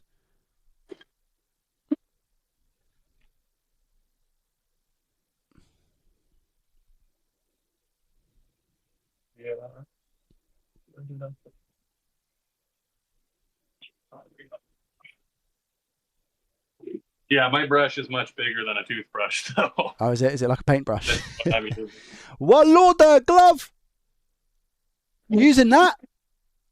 Yeah, it's plastic bristles. They're not very rough. No wonder you can't get in between the chip there. Toothbrush. Lord, glove. A giant tooth, what, for a horse? It's massive.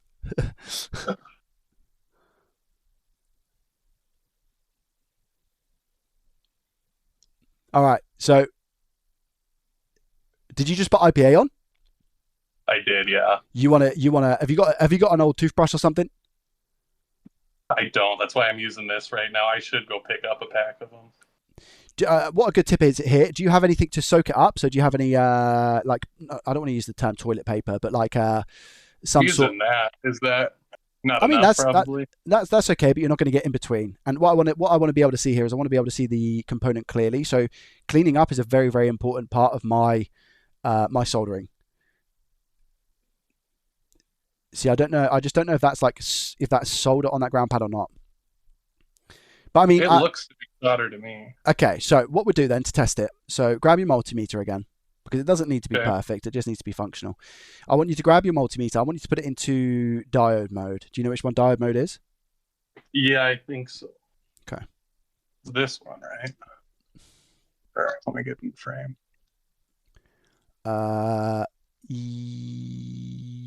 Yes. Yeah, it is that one. Perfect. So once you're in diode mode, what I want you to do is you want to ground your red probe. Okay. And you're going to use the black probe to measure. Okay. And then you're going to measure the bottom of those components that are going into the M92T36 chip. So not the top one, which is ground, but you're going to measure the other side individually. And we're going to see what you get.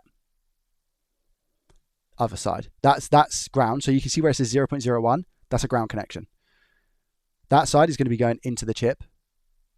So if you measure there, 0. There we go. Wait, 37. Try the other one for me. Maybe it just takes a little bit to update, but it's showing 0 at the moment. Still 0. Do me a flavor. Oh, it's 350.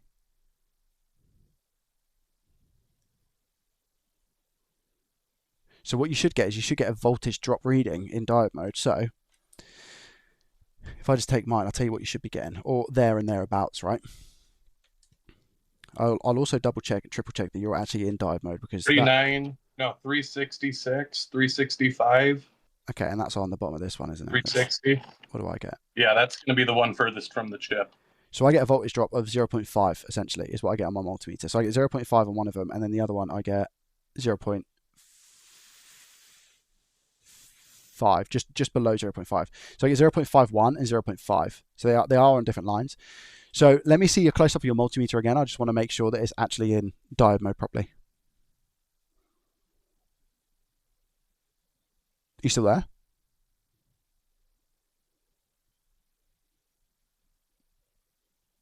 I think it's DC, chat. I think it's DC. Give it a couple of seconds. Are we enjoying this? Are you guys finding this helpful, yes or no? You guys find this helpful, yes or no?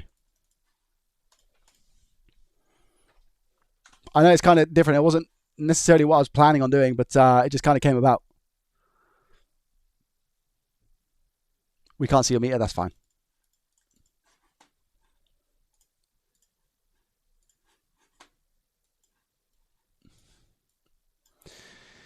Yeah, for sure. Yeah. I find it very helpful. Yeah, cool. I'll wait for him to come back. Definitely interesting. Lovely job, Lee.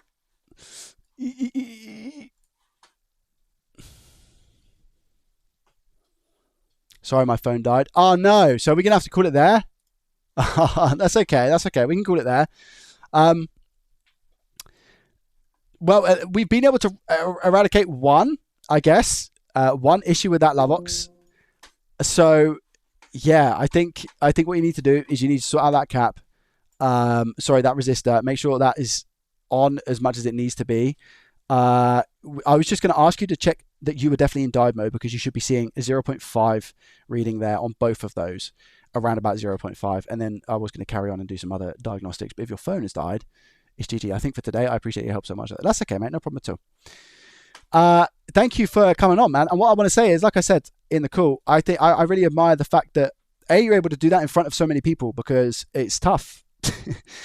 I think as well as, you know, as well as the actual soldering ability, live streaming and talking to people whilst doing it, like you have just done, being able to explain your method and what you're doing and just stay so cool, calm, and collected is also very, very difficult. So I appreciate your skill in that as well. So well done. You've done really, really well. Yeah, you're saying your readings were 350 to 360. That to me seems like you were more in resistance mode than diode mode. Maybe I just couldn't see on the meter itself. But if I put, for example, my meter into resistance mode, then I wonder if I see around about 300 ohms. So if I go here, do I see 300 ohms? No, I see 100k. So yeah, I don't know what 300 was. I don't know what 350, 360 was. But again, I need to double check that. But yeah, well done, guys. Can we get a round of applause in the chat, or just say, well, no, let's not say we appreciate it, but that's a 1 in the chat. Let's do a 1 in the chat for Lavox, because it takes a lot. Honestly, it takes a lot to just come onto stream without any word of warning, jump on a call, put something together, and go through that. So well done. Well done. I'm going to put together a Nintendo Switch that we fixed the other day, and we're going to quickly test to make sure that it's okay, but it's the banana Switch, all right? I just need to quickly go up in the loft and find a chassis for it, chat. So I'll keep my headset on, I'll keep the music going, and we can get this, hopefully, in the chassis and give it a quick few tests to make sure it's okay. But yeah, thank you for coming on, mate. I appreciate that. Germano, welcome. Yeah, not many people would do that. Yeah, of course. Yeah, exactly. Not many people would come on the stream again without much warning and do that. So, but yeah, guys, I'll be honest with you, chat. Something that could be coming very soon is I'm not necessarily I'm not too sure about the coaching aspect, because it requires people to have a lot of equipment, and I don't know how I'd price and value stuff like that. I'm not too sure. So online coaching is a little bit meh. It's not really something I'm thinking about at the moment, but I'm definitely considering the online course element of things and all of those things to see if I can help people actually make some money using soldering as a service. But yeah, let me quickly just go up into the loft and see if I can get a good chassis for this Nintendo Switch. I actually might be able to use... No, let me go upstairs. I'll see up in the loft. There should be one up here. Guys, if I get lost in the loft, I will let you know, alright? Hopefully I don't. But yeah, thank you for watching that, guys. I appreciate that. I appreciate that you actually found it entertaining as well. Let me just pee quick.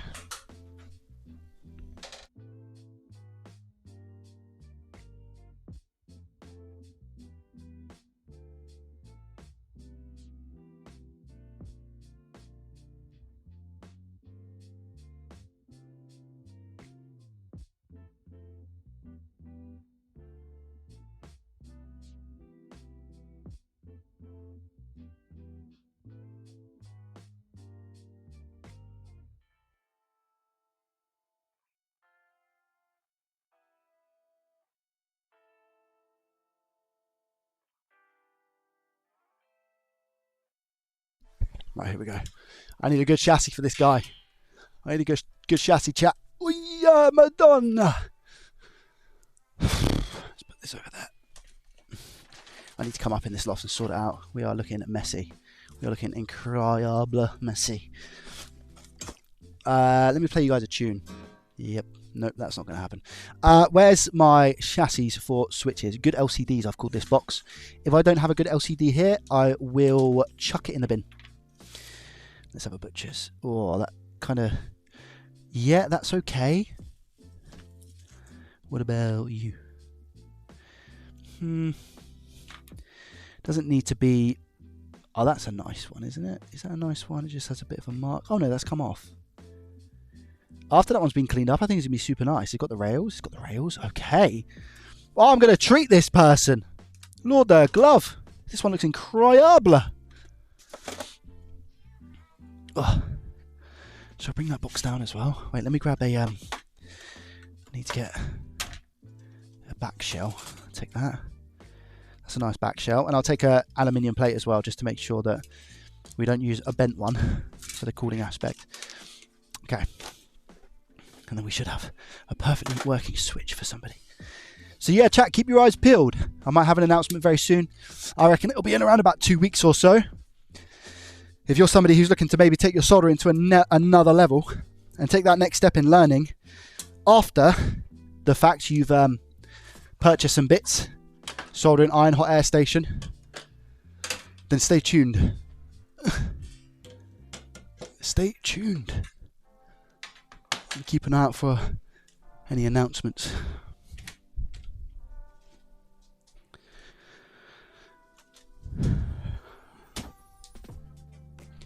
I'm good, thank you, Steve. How are you? Thank you very much for the Prime, by the way, for 3 months. And like I said before, that SPK, thank you very much for the 5 gifted.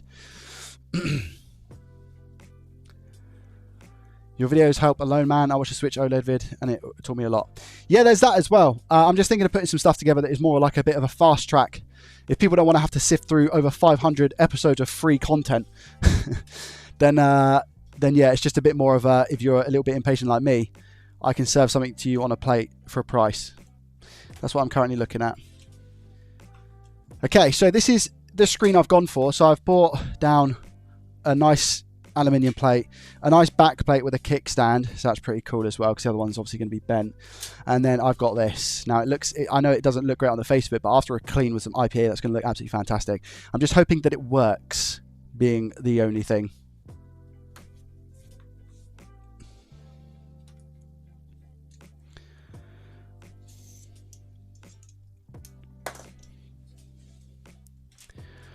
Welcome, welcome. This part of the stream should be a little bit more chilled out and relaxed, guys. So if you want to have a little bit of a conversation, or if you have any questions that you want to ask me about anything to do with repair, feel free to ask away.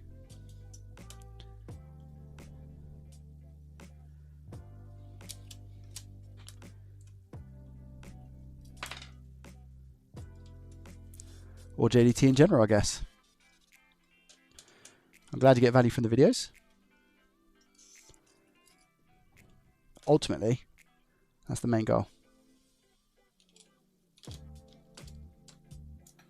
Now, before I go ahead and call this done, I do also need to make sure that the screen works, because that'd be pretty embarrassing, wouldn't it?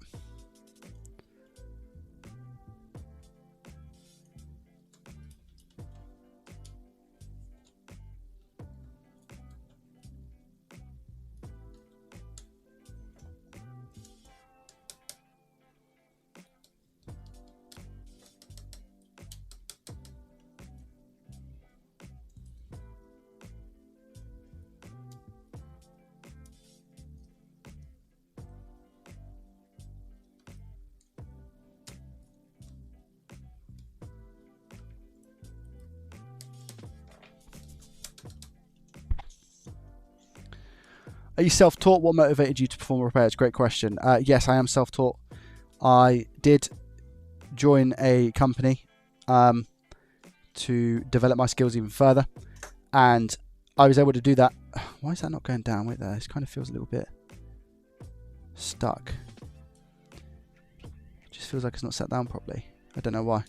I used it to develop my skills even further and gaining an understanding of repair as a service, how it looked in a business, and it came in very, very handy with the other skills and stuff that I have. Oh, that's why, because that is meant to go there and tuck in. I think it's better. But yeah, I used my YouTube channel to get me a job in the repair industry. So I leveraged that. I said, look, they were asking, the repair shop that I went to work for was asking for a tablet technician. So somebody basically who would be able to change screens and batteries and whatnot. It was tablet and phone technician. And I basically reached out and just said, hey, I do not have the experience you're looking out for. However, this is my YouTube channel. This is what I'm capable of. And I'm keen to learn. And based off of that conversation, it landed me an interview. And then from that, I was able to get a job. Fun fact, they didn't take me on first time because it was a risk, as I didn't have much experience. But then I was contacted by the same person months later, and they said, should have hired you in the first place. Would you like to come work for us now? And I said, yes, I would. But yeah, technically I'm self-taught, yes. Well, there's no technically about it. I am self-taught.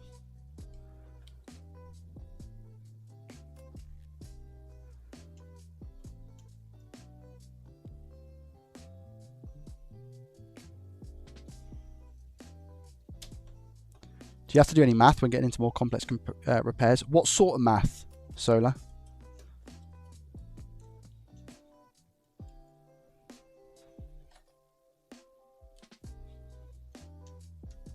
That's a chassis screw. That's a chassis screw. You can tell because they're not magnetic.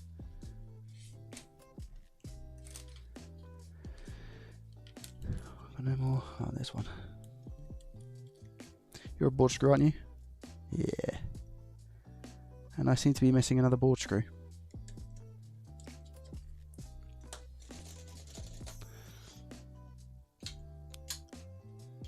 Is that a custom iFixit? No. This is LTT precision screwdriver. Hello. Great story, and I am glad you like what you do. Oh, thank you. Yeah, I appreciate it. I'm always looking to develop my skills, and one thing I've really learned is like just the aspect of being a business has been super interesting for me, especially more like as of recent. So yeah, I mean, there's so many different avenues that I can explore when it comes to content creation. So I'm kind of exploring those avenues, you know. So Epic Days, thank you very much. And I always try and be as like transparent and as open as I possibly can be. It's just the way I am when it comes to content creation and whatnot. There's obviously certain boundaries, but because it's nice to be able to inspire aspiring techs, because you should be able to repair your own stuff, and you should be able to make money from repairing, because I feel like it's a skill.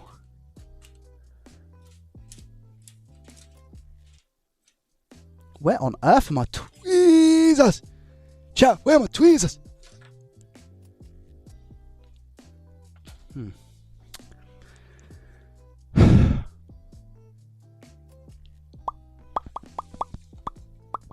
I just had a pair in my hand. Oh, I'll just use these ones. Cool. Good morning, Cardboard. Welcome. What do you think of Linus's precision? Yeah, I love it. I love it. There's a reason you see me using it a lot. Ohm's law or algebra? I just want to study this as a major, but the math part made me feel iffy. I've never done any maths in this career.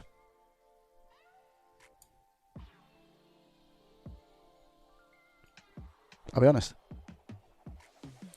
I can't really think of any math. Maybe I've used like some of the basic GCSE maths that I failed in, but other than that, I've not used any maths. Ohm's law would be very handy. I don't know Ohm's law though. I'm not going to pretend like I do. Ohm's law has not helped me change out PS5 HDMI ports. what it would really help me with is diagnosing boards and maybe diagnosing electronics that I've not necessarily worked on too much. Ohms law would be very, very good for that. But because I'm rather dumb, I've not necessarily needed it.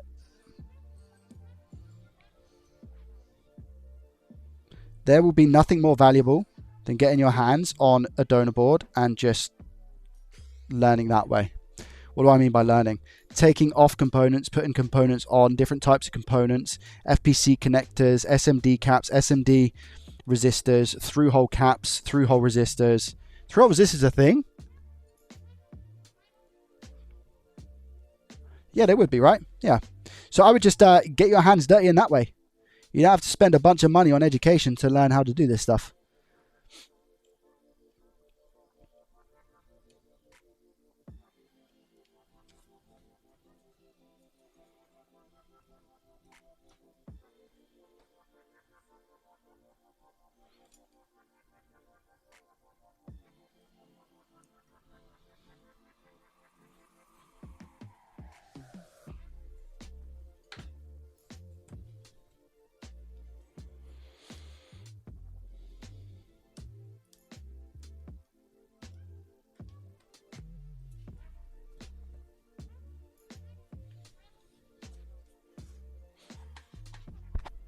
Just got home looking at a new house to rent. He's looking at my family. He could be moving in the next 2 months into a much needed bigger home. We've outgrown this 4-bedroom bungalow. We currently, wow, outgrown a 4-bedroom bungalow. Wow, wow, wow. That's exciting though, right?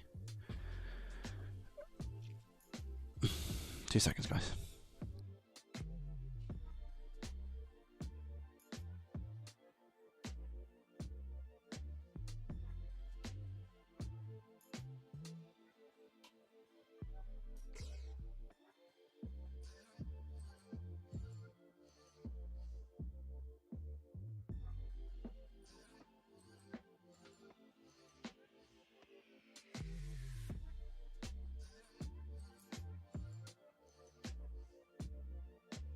I'm going to have to end the stream very soon, guys, when Mrs. JDT gets back. But she is on her way now. I just want to make sure this this chassis works.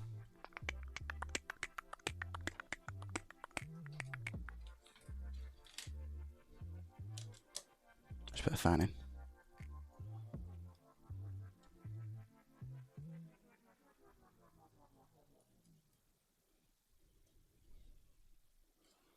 I can't wait to put this back together and the console just not work.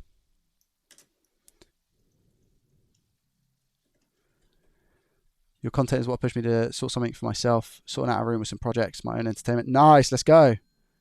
Thanks for the content. You're more than welcome.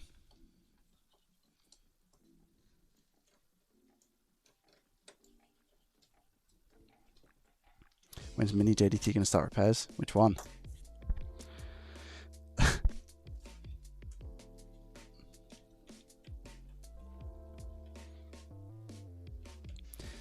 I got the eldest to do, she changes out stuff like, she changes out some batteries with me. She's been changing out some batteries and that is obviously her repairs at the moment. Like little toys and stuff she's got and all of those good things. This cable needs to be routed.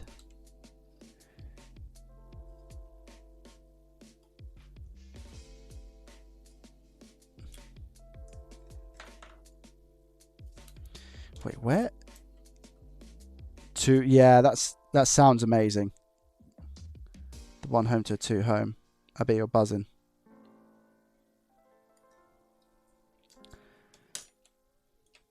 Two home, you know what I mean? 2 floor. So much more room. We all need to start somewhere. Facts, yep. Yep.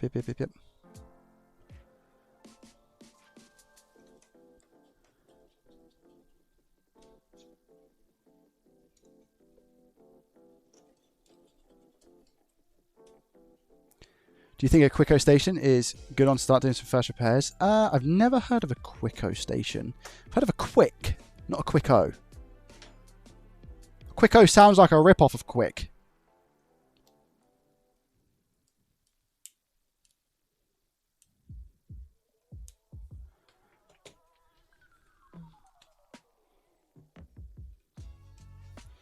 Right, let's just see what we get here then, shall we?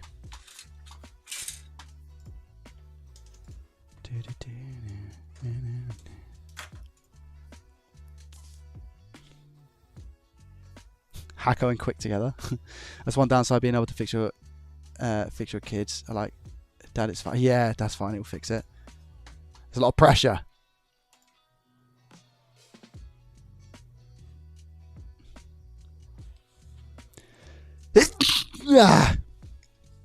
It's not working. Lord, the glove.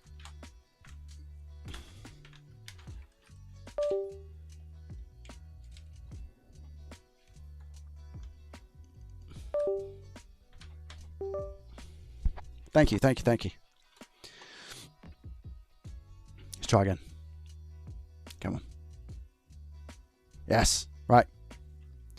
Just see if the chassis works. I'll give it a nice clean. Make sure we're all good. Come on. Up. You turn this around the other way. Ready? Up. There we go. Okay, we get something on the screen. That's good. I mean, I labeled a box good chassis. So, I mean, if this chassis wasn't working, I'd have to have words with myself. We're showing 120 at the moment, 130. So the battery's dead in the chassis itself. But I'm hoping that it's going to be good once we get things up and running and it's had a good charge, etc. It's got the thingies as well, which is really nice, because sometimes I take those off and harvest them if I'm doing parts. But I think I started doing that in the latter stages, so this is one of the earlier ones. You wear the gloves to prevent any short circuit by chance, right or no? No. I mean, it's handy, but for me personally, I do it because I have sweaty hands. Oh, it was me. Yeah, those disconnects and the beeps were me, guys. I'm probably, like I said, going to have to go because I don't think Mr. JDT is going to be too long. But thank you very much for watching. Did you enjoy today's stream? Yes or no? One in the chat if you enjoyed today's stream.